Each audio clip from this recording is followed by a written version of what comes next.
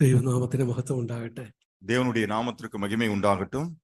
പ്രിയപ്പെട്ടവരെ, നമ്മുടെ ഈ കോൺഫറൻസിന്റെ അവസാനത്തെ സമയത്തേക്കാണ് നമ്മൾ വന്നിരിക്കുന്നത്. பிரியமானவர்களே, நம்முடைய இந்த கான்ஃபரன்ஸுடைய கடைசி நாளிலே நாம் இப்படி கடந்து வந்திருக்கிறோம். നാം നമ്മുടെ നിത്യജീവിതത്തിലേക്ക് മടങ്ങിപ്പോകുമ്പോൾ എന്ത് ചിന്തകളാണ് നമ്മൾ കൂടെ കൊണ്ടുപോകാൻ പോകുന്നത്? நாம் திரும்பி நம்முடைய வீடுகளுக்கு நாம் திரும்பி செல்லவிருக்கிறோம். எந்த ஒரு சிந்தையோடு கூட நாம் போகவிருக்கிறோம்? எதை நம்முடைய சிந்தையிலே நாம் சுமந்தவர்களாய் செல்லவிருக்கிறோம்? നമ്മൾ കർത്താവിനോടൊപ്പം ക്രൂശിക്കപ്പെട്ടു എന്നുള്ളത് ശരിയാണ്. நாம் கிறிஸ்துவுடனே கூட சிலுவையில் அறையப்பட்டோம் என்கிற காரியம் எல்லாம் சரிதான், உண்மைதான். அது അപ്പൊ തന്നെ നമ്മൾ ജീവനോടെ നമ്മുടെ നിത്യജീവിതത്തിലേക്ക് മടങ്ങിപ്പോവുകയാണ്. அதோடு நாம் நம்முடைய நித்திய ஜீவனுக்குள்ளாக பிரவேசிப்பது இல்லை. അങ്ങനെ പോകുന്നതിനെ കുറിച്ചാണ് നമ്മൾ ഗലാത്യർ 2:20 കണ്ടത്. அப்படி ஒரு காரியத்தை தான் கலாத்தியர் 2வது அதிகாரத்தின் 20வது வசனத்திலே நாம் பார்த்தோம். ഞാൻ ഇപ്പോൾ ജീവിക്കുന്നു, ഞാൻ വീണ്ടും ആ ജീവിതത്തിലേക്ക് പോവുകയാണ്. இப்பொழுது நான் பிழைத்திருக்கிறேன் அப்படி என்று சொன்னால் மறுபடியும் நான் வாழ ஆரம்பிக்கிறேன். പക്ഷെ അവിടെ പോകുമ്പോൾ ഞാൻ എന്താ കൊണ്ടുപോകുന്നത്? ஆனால் அப்படி நான் செல்லும் பொழுது எதை நான் கொண்டு போகிறேன்? തീർച്ചയായിട്ടും അതിന്റെ 20ന്റെ അവസാനം പറയുന്നു, വിശ്വാസത്താലാണ് ജീവിക്കുന്നത്. വിശ്വാസം, ആ ഒരു ഉറപ്പ് നമ്മളെ കൂടെ ഉണ്ടാവും. 20வது வசனத்துடைய கடைசி பகுதியிலே பார்க்கிறோம், அவரு குமாரனை பற்றும் விசுவாசத்தினாலே நாம் பிழைக்கவிருக்கிறோம் அப்படி என்று சொன்னால் இந்த விசுவாசத்தினுடைய உறுதி நமக்குள்ளாக இருக்க வேண்டும்.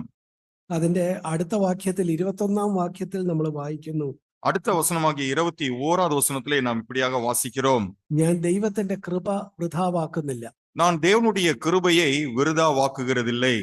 അപ്പോ அப்படி என்றால் വിശ്വാസത്തോടൊപ്പം ദൈവത്തിന്റെ കൃപ കൈയാളുന്ന ഒരാളായിട്ടിരിക്കണമെങ്കിൽ താഴ്മയുണ്ടാവണം. நாம் விசுவாசத்தோடு கூட தேவனுடைய கிருபையை நாம் பெற்று அனுபவிக்கிறவர்களா இருக்க வேண்டும் என்று சொன்னால் அதற்கு நமக்கு தாழ்மை அவசியமா இருக்கிறது. നമുക്കറിയാമല്ലോ, താഴ്മയുള്ളിടത്താണ് ദൈവത്തിന്റെ കൃപയുള്ളത്. நமக்கு தெரியும் அல்லவா, எங்கே தாழ்மை இருக்கிறதோ அங்கேதான் தேவனுடைய கிருபையும் இருக்கும். അപ്പൊ ഇവിടെ ഇതാ പൗലോസ് പറയുന്നു, ഞാൻ ദൈവത്തിന്റെ കൃപയെ വൃഥാവാക്കാതിരിക്കണമെങ്കിൽ എന്ത് വേണം? ഞാൻ ആ താഴ്മയിലെ ജീവിക്കണം. பாருங்கள், இங்கே பவுல் அதை தான் சொல்லுகிறார், நான் தேவனுடைய கிருபையை விருதாவாக்காத நபராய் இருக்க வேண்டும் என்று சொன்னால் நான் முதலாவது தாழ்மையுள்ள நபராக இருக்க வேண்டும். അപ്പോൾ നമ്മൾ മടങ്ങി പോകുമ്പോൾ നമ്മൾ കൂടുതൽ വിശ്വാസത്തോടെ താഴ്മയോടെ നമ്മുടെ ജീവിതത്തിലേക്ക് മടങ്ങി പോകും.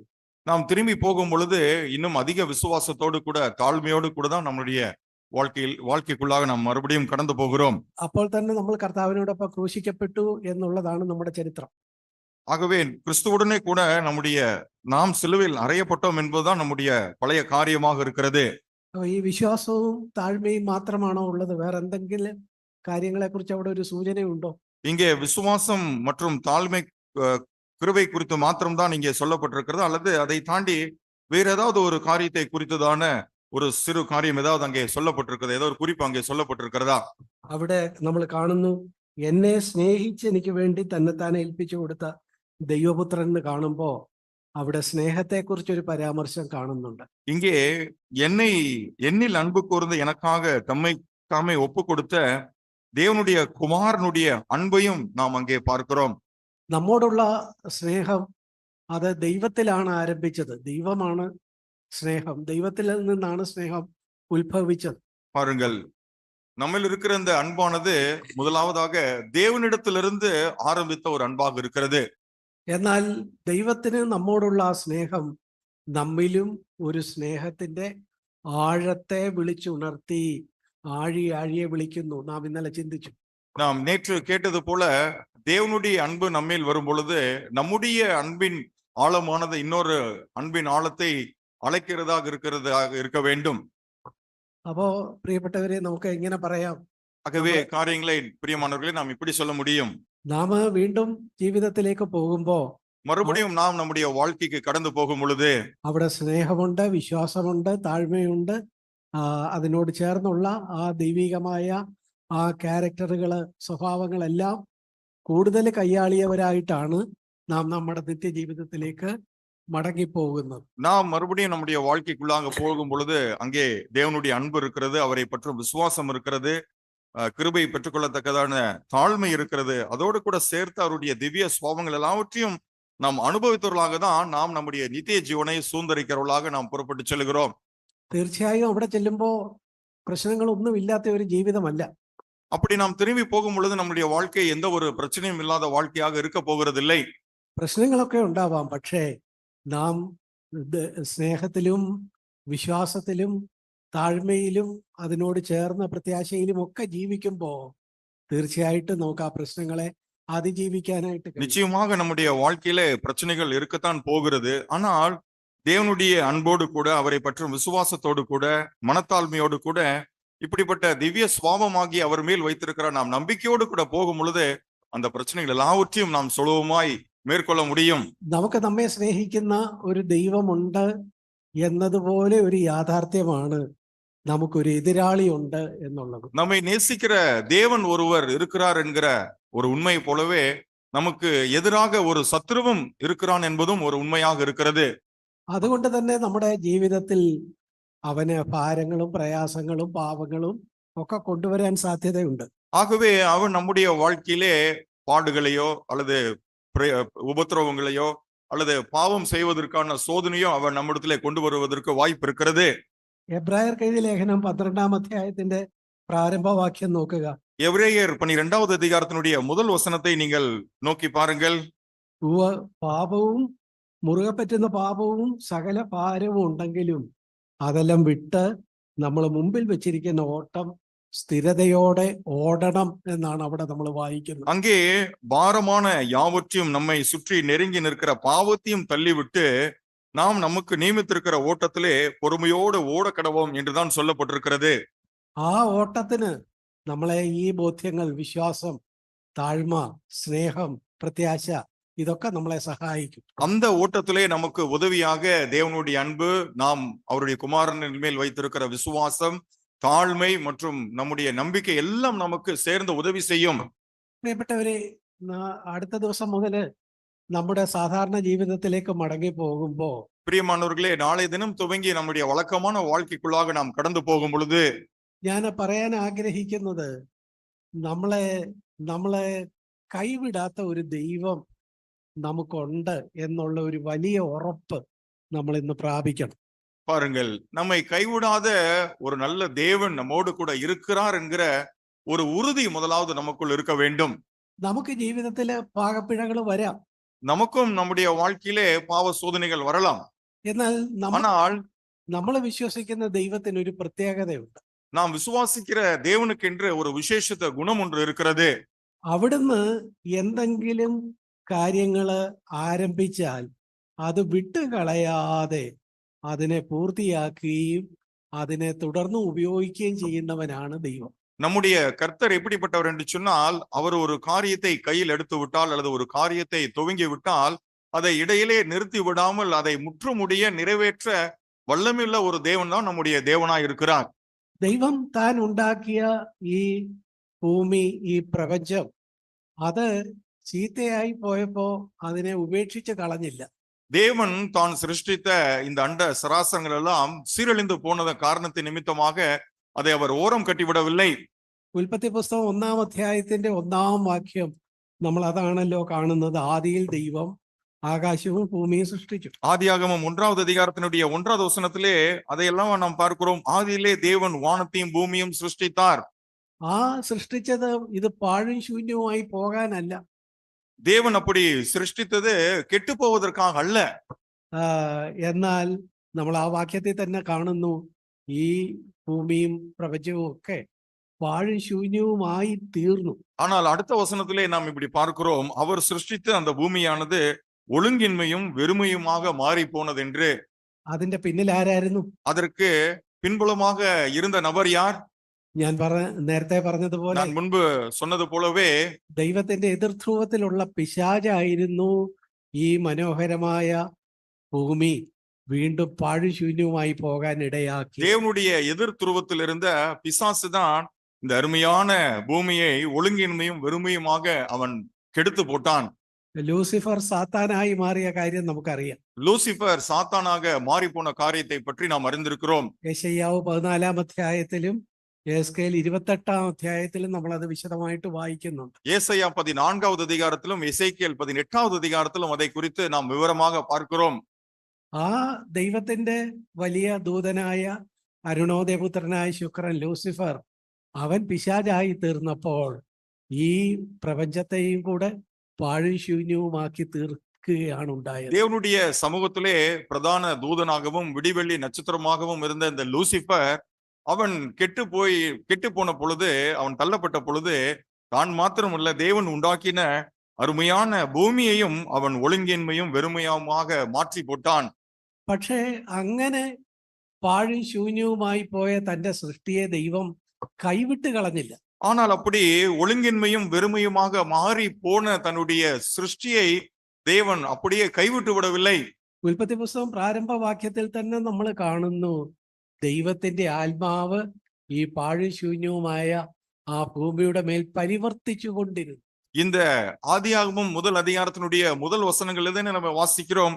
இப்படி ஒழுங்கின்மையும் வெறுமையுமாய் மாறி போன இந்த பூமியின் மேல் இருந்த ஜலத்தின் மேல் தேவ ஆவியானவர் அசைவாடி கொண்டிருந்தார் என்று. ദൈവം മനോഹരമായ ഒരു കാര്യം സൃഷ്ടിച്ചു, അത് ചീത്തയായി പോയി എങ്കിൽ അത് എറിഞ്ഞു കളഞ്ഞ് പുതിയ ഒന്നും ഉണ്ടാക്കിയാൽ പോരെ. தேவன் ஒரு அழகான ஒரு காரியத்தை அவர் படைக்கிறார். அது உடனே அந்த இடத்துல அது ஒழுங்கின்மையாக அல்லது அது கெட்டு போய் விடுகிறது. அதற்கு பதிலாக வேறு ஒரு புதிய காரியத்தை தேவன் படைப்பதல்லவா சரியான காரியம். அப்படி அவர் செய்திருக்கலாம் அல்லவா? ദൈവം സൃഷ്ടാവാണ്, ദൈവത്തിന് സൃഷ്ടിക്കാൻ ഒരു പ്രയാസവും ഇല്ല. தேவன் சிருஷ்டிகராய் இருக்கிறார். அவருக்கு புதிய புதிய காரியங்களை சிருஷ்டிப்பதில் எந்த ஒரு சிரமமும் இல்லை.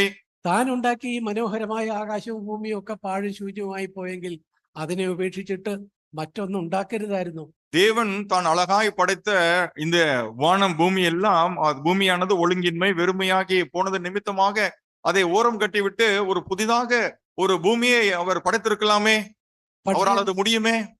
പക്ഷേ ദൈവത്തിന്റെ ആത്മാവ് ഈ പാഴും ശൂന്യവുമായി പോയ ഭൂമിയുടെ മേൽ പരിവർത്തിച്ചുകൊണ്ടേയിരുന്നു എന്നാണ് ഉൽപ്പത്തി പുസ്തകം 1-ാം അധ്യായം 2-ാം വാക്യത്തിൽ തന്നെ നമ്മൾ കാണുന്നത്. ஆனால் ஆதியாகமம் 1வது அதிகாரத்தினுடைய 2வது வசனத்திலே நாம் என்ன வாசிக்கிறோம்? அப்படி ஒழுங்கின்மையும் வெறுமையுமாய் போன அந்த பூமியின் மேல் தேவ ஆவியானவர் அசைவாடி கொண்டிருந்தாராம். അതിന്റെ ഫലമായിട്ട് ഈ നഷ്ടമായി പോയിരുന്ന ആ ഭൂമിയെ ദൈവം വീണ്ടും മനോഹരമാക്കി തീർത്തു. அதனுடைய பிரதிபலனாக இப்படி கெட்டுப்போன பூமியை மறுபடியும் தேவன் சீரமைத்தார்.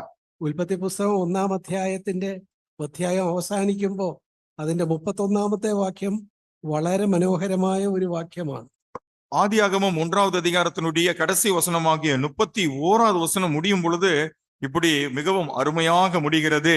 താൻ ഉണ്ടാക്കിയ ആ പ്രപഞ്ചം അതെല്ലാം നോക്കി, അതിലെ കാര്യങ്ങളെല്ലാം നോക്കിയിട്ട് ദൈവം അതെല്ലാം എത്രയും നല്ലത് എന്ന് കണ്ടു എന്നാണ് ആ വാക്യം പറയുന്നത്. தேவன் தான் சிருஷ்டித்த இந்த பூமி அண்ட சராசரங்கள் எல்லாவற்றையும் அவர் படைத்த பிற்பாடு அதை பார்த்து அவர் சொல்லுகிறார், இவைகள் எல்லாம் நன்றாய் இருக்கிறது என்று அவர் சொன்னதாக அந்த வசனம் முடிவடைகிறது. ഇതുപോലെ തന്നെ നോക്കുക, ഇത് ദൈവത്തിന്റെ ഒരു സ്വഭാവം അങ്ങനെയാണ്. பாருங்கள், காரியம் என்னவென்று சொன்னால் நம்முடைய தேவனுடைய ஒரு விசேஷித்த குணமாக இது இருக்கிறது. താന് ഉണ്ടാക്കിയ തന്റെ പ്രിയപ്പെട്ട എന്തെങ്കിലും ചീത്തയായി പോയാൽ അതിനെ എറിഞ്ഞു കളയുന്നില്ല. தான் உண்டாக்கின தனக்கு பிரியமான ஒரு காரியம் கெட்டு போய்விட்டால் அதை அவர் அப்படியே புறம் தள்ளி ஒதுக்கி விடுகிற நபர் அல்ல நம்முடைய தேவன். അതുപോലെ ദൈവം അടുത്ത് മനുഷ്യനെ സൃഷ്ടിച്ചു. அதற்கு பிறகு தேவன் அதே போல மனுஷனை உண்டாக்கினார். ആ മനുഷ്യനും എന്ത് പറ്റി? அந்த மனிதனுக்கும் என்ன நடந்தது? അവനും പിശാചിനാൽ വഴിതെറ്റിപ്പോയി. அவனும் பிசாசினாலே அவன் சோரம் போக்கப்பட்டான். அதாவது அவனும் வழி தவறி நடத்தப்பட்டான். പക്ഷേ അങ്ങനെ പോയ മനുഷ്യനെ അങ്ങ് തള്ളിക്കളഞ്ഞില്ല. ஆனால் அப்படி வழி தப்பி போன மனிதனையும் தேவன் புறம் தள்ளிவிடவில்லை. ഉൽപ്പത്തി പുസ്തകം 3-ാം അധ്യായത്തിലാണ് നമ്മൾ ഈ ചരിത്രമൊക്കെ കാണുന്നത്. ஆதியாகமம் 3வது அதிகாரத்திலே தான் இந்த வரலாறு சம்பவங்களை நாம் பார்க்கிறோம். ഈ തെറ്റിപ്പോയ മാനവരാശിയെ, இப்படி வழி தப்பி போன மனு வர்க்கத்தை അവരെ ആ നിലയിൽ വീണ്ടെടുക്കാൻ തന്റെ പുത്രനെ അയക്കുമെന്ന് അവിടെ തന്നെ ആ തെറ്റുകൾ സംഭവിച്ചപ്പോൾ തന്നെ ദൈവം പറയുന്നത് നമ്മൾ കേൾക്കുന്നുണ്ട്. அந்த இடத்திலே எந்த இடத்திலே தவறு நடந்ததோ அதே இடத்திலேயே கெட்டுப்போன மானிடர்களை மீட்பதற்காக தம்முடைய குமாரனை தான் அனுப்ப போகிற அந்த காரியத்தை தவறு நடந்த அதே இடத்திலேயே தேவன் சொல்லிவிடுகிறார். ഉൽപ്പത്തി പുസ്തകം 3-ാം അധ്യായം 15-ാമത്തെ വാക്യത്തിൽ അവിടെ പാമ്പിനെ ശപിക്കുന്നതാണ്. ஆதியாகமம் 3வது அதிகாரத்தினுடைய 15வது வசனத்திலே அங்கே சர்ப்பத்தை தேவன் சபிக்கிற ஒரு காரியத்தை நாம் பார்க்கிறோம். തെറ്റ് ചെയ്ത പാമ്പിനെ പിശാചിന്റെ പ്രതിനിധിയായ പാമ്പിനെ ശപിക്കുന്നതാണ്. அங்கே பிசாசுக்கு பிரதிநிதியாய் வந்து அவர்களை வஞ்சித்த இந்த சர்ப்பத்தை தேவன் அங்கே சபிக்கிறார். അവിടെ കണ്ടോ, அங்கே பாருங்கள், ആ ശാപത്തിനിടയിലും പ്രത്യാശയുടെ ഒരു കിരണം നമുക്ക് കാണാം. பாருங்கள், அப்படி சாபமிடுகிற ஒரு சூழ்நிலை கூட அந்த வார்த்தையிலே கூட நம்பிக்கையை கொடுக்கிற ஒரு வார்த்தையும் அதில் அடங்கி இருக்கிறதை நாம் பார்க்க முடியும். പാമ്പിനോട് പറയുന്നു, சர்ப்பத்தோடு தேவன் சொல்லுகிறார், ഈ സ്ത്രീയുടെ സന്തതി അവൻ വന്ന് അവന് നിന്റെ തല തകർക്കും എന്നാണ് അവിടെ പറയുന്നത്. இந்த ஸ்திரீனுடைய வித்து வந்து உன்னுடைய தலையை நசுக்குவார் என்றுதான் சர்ப்பத்தை பார்த்து தேவன் சொன்னார். സന്തതി എന്ന് ഏകവചനമാണ്.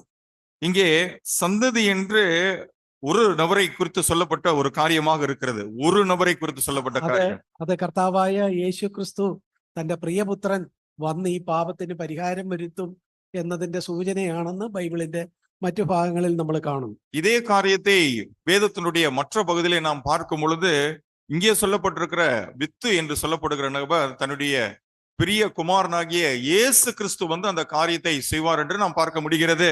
അപ്പോൾ നോക്കുക, മാനവരാശിയെ സൃഷ്ടിച്ചു, അവര് പാപത്തിൽ വീണുപോയി. பாருங்கள், மனு வர்க்கத்தை தேவன் சிருஷ்டிக்கிறார், அவர்களும் பாவத்திலே வீழ்ச்சி அடைந்து விடுகிறார்கள். പാപത്തിൽ വീണുപോയെങ്കിൽ അവരെ തള്ളിക്കളഞ്ഞിട്ട് വേറെ വല്ലതും പുതുതാക്കരുതായിരുന്നു. பாவத்திலே வீழ்ந்தவர்களை அவர் ஓரம் கட்டிவிட்டு புதிதாய் ஒரு நபர்களை அவர் படைத்திருந்தால் அது அவருக்கு சரியாக இருந்திருக்கும் அல்லவா? പക്ഷേ ദൈവത്തിന്റെ സ്വഭാവം അതല്ല. ஆனால் தேவனுடைய பண்பு அல்லது தேவனுடைய குணம் அப்படிப்பட்டது அல்ல.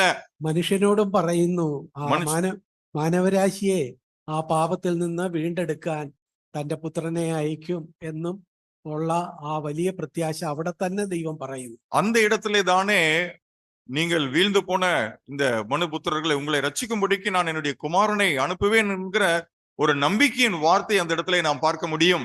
വെളിപ്പാട് പുസ്തകം 13:8 നമ്മൾ വളരെ ചിന്തനീയമായ ഒരു പ്രയോഗം കാണുന്നുണ്ട്.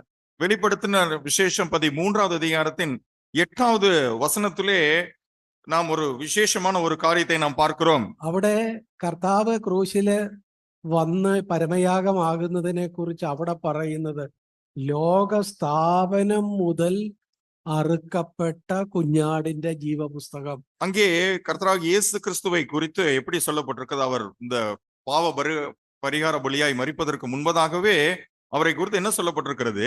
உலக தோற்றம் முதல் அடிக்கப்பட்ட ஆட்டுக்குட்டி என்று அவரை குறித்து சொல்லப்பட்டிருக்கிறது. അപ്പൊ കണ്ടോ, പാപം സംഭവിച്ചപ്പോ തന്നെ ആ ലോകസ്ഥാപനത്തിൽ തന്നെ അതിനുള്ള പരിഹാരമായിട്ട് കുഞ്ഞാട് അറുക്കപ്പെട്ടു എന്നാണ് അവിടെ. பாருங்கள், பூமி உண்டாக்கப்பட்ட பொழுதே அங்கே பாவ சம்பவம் நிகழ்ந்த பொழுதே இங்கே ஆட்டுக்குட்டியானவர் பலியிடப்பட்ட ஆயிற்று என்கிற ஒரு காரியத்தை நாம் பார்க்கிறோம்.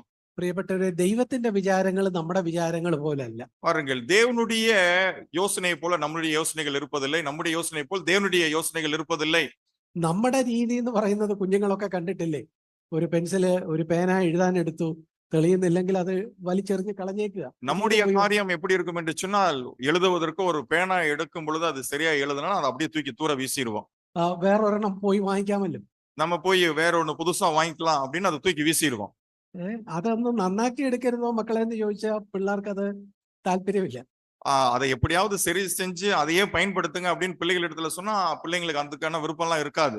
എന്നാൽ ദൈവത്തിന്റെ സ്വഭാവം ചീത്തയായി പോയതിനെ എറിഞ്ഞു കളയുകയല്ല, നന്നാക്കി എടുക്കുകയാണ്. ஆனால் தேவனுடைய சுவாபம் எப்படிப்பட்டதா இருக்கிறது என்று சொன்னால், கெட்டுப்போன ஒரு காரியத்தை புறந்தல்லாமல் அதை மறுபடியும் சீர் செய்வதே அவருடைய குணமாக இருக்கிறது. യെശയ്യാവ് 55:9 നമ്മൾ കാണുന്നു. ஏசாயா 55வது அதிகாரத்தினுடைய 9வது வசனத்திலே அதை நாம் இப்படியாக பார்க்கிறோம்.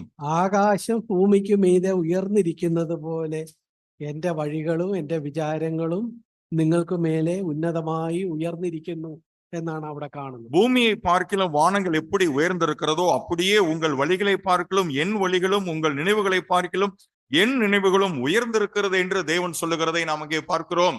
ആ, അതായത് 54-ാം അധ്യായം യെശയ്യാവ് 54:10 നമ്മൾ കാണുന്നുണ്ട്, കുന്നുകൾ മാറിപ്പോകും, പക്ഷേ എൻ്റെ ദയ നിന്നെ വിട്ട് മാറുകയില്ല. 54வது அதிகாரம், ஏசாயா 54வது அதிகாரத்தினுடைய 10வது வசனத்திலே நாம் இப்படி வாசிக்கிறோம், மலைகள் விலகினாலும் பர்வதங்கள் நிலை பெயர்ந்தாலும் என் கிருபை ஒரு நாளும் உன்னை விட்டு விலகாது என்று தேவன் சொல்லுகிறதை நாம் அங்கே பார்க்க முடிகிறது.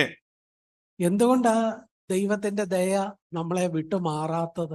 ஏன் தேவனுடைய தயவு அல்லது இரக்கம் நம்மை விட்டு மாறாத ஒரு காரியமாக இருக்கிறது?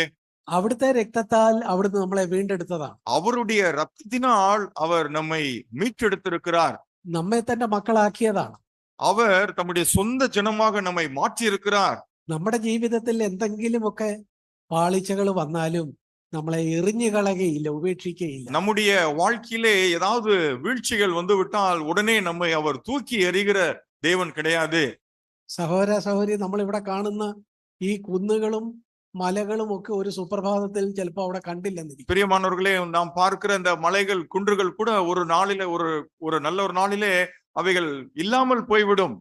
എന്നാൽ സഹോദര സഹോദരി, നിന്നോടുള്ള കർത്താവിന്റെ ദയ മാറിപ്പോവുകയില്ല. ஆனால் பிரியமான சகோதரனே சகோதரியே, தேவன் உங்கள் மேல் வைத்திருக்கிற தயவு ஒரு நாளும் மாறாது, ஒரு நாளும் விலகி போகாது. നമ്മൾ വിചാരിക്കും നമ്മൾ ദൈവത്തെ നിരാശപ്പെടുത്തി പല തെറ്റുകൾ ചെയ്തു, ഓ ദൈവം എന്നെ കൈവിട്ട് കാണും. நாம் சில நேரங்கள்ல என்ன நினைக்கிறோம், இந்த தேவன் நான் வீழ்ச்சி அடைந்து விட்டேன், நான் தேவனை ஏமாற்றி விட்டேன், அப்படி இருக்கிற காரணத்தினால் அவர் என்னை கைவிட்டு விடுவாரோ என்று சொல்லி சில வேளைகளே நாம் சிந்திப்பதுண்டு. അങ്ങനെ നിരാശപ്പെടാവുന്ന ആരെങ്കിലും ഉണ്ടെങ്കിൽ എനിക്ക് തോന്നാറുള്ളത് നമ്മൾ നേരത്തെ പറഞ്ഞ പത്രോസ് ആയിരിക്കും. அப்படி சிந்திக்கிற உங்களில் யாராவது சிந்திப்பீர்கள் என்று சொன்னால், அப்படி யோசிக்க வேண்டிய முதல் நபர் நம்ம ஏற்கனவே சிந்தித்தது போல பேதுரு தான் அப்படி யோசிச்சிருக்கணும். ആ പത്രോസിന്റെ ജീവിതത്തിൽ എന്തെല്ലാം ദൈവത്തെ നിരാശപ്പെടുത്തുന്ന കാര്യങ്ങളാ വന്നത്. பேதுருடைய வாழ்க்கையிலே நீங்கள் பார்த்தால் தேவனை விசனப்படுத்துகிற அல்லது தேவனை விட்டு விடுகிற எத்தனையோ தருணங்கள் அவனுடைய வாழ்க்கையிலே வந்திருக்கிறது. താനെ കാൽവറി ക്രൂശിൽ മരിച്ച് മാനവരാശിക്ക് രക്ഷ വരുത്തുമെന്ന് കർത്താവ് പറഞ്ഞതേ ഉള്ളൂ. நான் மனுஷர்களுடைய மனு வர்க்கத்திற்காக நான் கல்வாரி சிலுவிலே ரத்தம் சிந்து மரித்து நான் ரட்சிப்பை உண்டு பண்ணுவேன் என்று கர்த்தர் ஏற்கனவே சொல்லியிருந்தார். അത് കേട്ട പാതി കേൾക്കാത്ത പാതി പത്രോസ് ചാടിക്കേറി പറഞ്ഞു, കർത്താവേ കർത്താവേ, അതൊന്നും നിനക്ക് ഭവിക്കരുത്. அத பாதி ஒழுங்கா கேட்காம கொஞ்சம் மட்டும் கேட்டுட்டு முந்திரி கொட்டை மாதிரி துள்ளி குதிச்சுட்டு பேதுரு சொல்றாரு, ஆண்டவரே உங்களுக்கு அப்படியெல்லாம் நடந்துடக்கூடாது. കാൽവറി ക്രൂശിൽ യേശു മരിക്കരുത് എന്ന് പറയുന്നത് ആരുടെ അജണ്ടയാണ്? இந்த கல்வாரி சிலுவிலே கர்த்தர் மரிக்க கூடாது, அவர் மரித்துவிடக் கூடாது என்பது உண்மையிலே யாருடைய யோசனை அல்லது யாருடைய திட்டமாக இருக்கிறது? அது തീർച്ചയായിട്ടും പിശാചിന്റെ ആഗ്രഹം അതാണ്, കർത്താവ് മരിച്ചു മാനവരാശിക്ക് രക്ഷ വരുത്തരുത്. അതാണ് അവന്റെ ആഗ്രഹം. கர்த்தராகிய இயேசு கிறிஸ்து சிலுவிலே மரித்து இந்த மனுகுலத்திற்கு ரட்சிப்பை ஏற்படுத்தி விடக் கூடாது என்பது சாத்தானுடைய யோசனை, அவனுடைய சிந்தனை தான் அது.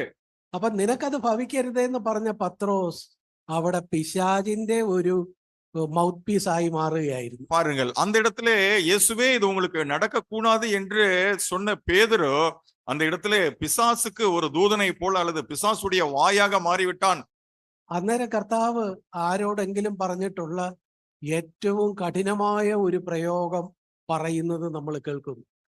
அப்பொழுது வேறு யாரை பார்த்தும் சொல்லாத ஒரு கடினமான வார்த்தையை கர்த்தராகிய இயேசு பேதுருவை பார்த்து சொல்லுகிற அந்த இடத்திலே நாம் பார்க்கிறோம்.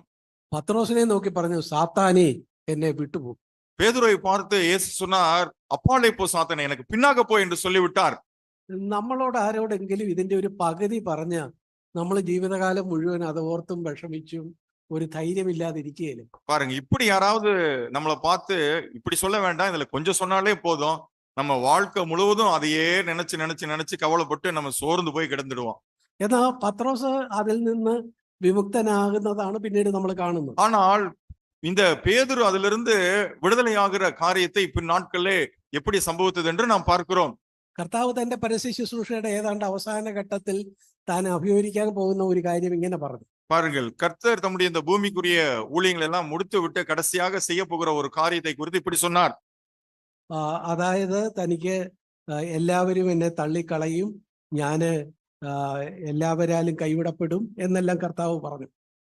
ஆகவே இயேசு தம்முடைய சீஷர்களை பார்த்து எல்லோராலும் நான் கைவிடப்படுவேன், எல்லோரும் என்னை விட்டு போய்விடுவார்கள் என்றெல்லாம் அவர் பேதுருவினிடத்திலே சொல்லிக் கொண்டிருந்தார்.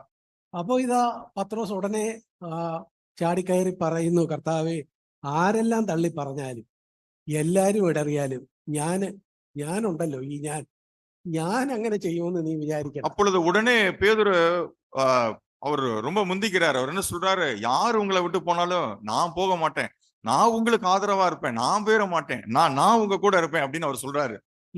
ഇങ്ങനെ വീരവാദം പറഞ്ഞ പത്രോസ് ആണ് 3 വട്ടം തള്ളി പറയുകയും പ്രാകുവാനും ആണയിടുവാനും തുടങ്ങുകയും ചെയ്തു എന്ന് നമ്മള് മർക്കോസിന്റെ സുവിശേഷം 14:71 വായിക്കുന്നത്. பாருங்க, மார்க்கு 14வது அதிகாரத்தினுடைய 71வது வசனத்துல இப்படி வீரவசனம் பேசின பேதுரு தான் இதே இயேசுவை 3 முறை மறுதலித்து சபித்து அவரை தெரியாது என்று சொல்லுகிற காரியங்கள் எல்லாம் செய்ததை நாம் அங்கே பார்க்க முடிகிறது.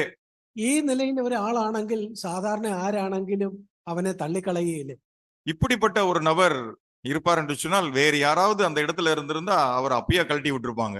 കുന്നുകൾ മാറിപ്പോകും, എന്റെ ദയ നിന്നെ വിട്ടു മാറുകയും. மலைகள் விலகி போனாலும் என்னுடைய தயவு, நான் உண்மையில் வைத்திருக்கிற தயவோ மாறி போகாது. കർത്താവ് സ്വർഗം ഇതേ പത്രോസിനെ തന്നെയാണ് പെന്തക്കോസ് നാളിൽ ഈ സുവിശേഷത്തിന്റെ വക്താവായിട്ട് സഭയുടെ വാതിൽ തുറന്നു കൊടുത്ത് അതിനെ ഇനാഗുറേറ്റ് ചെയ്യുന്ന ആളാക്കി നിലനിർത്തിയത്.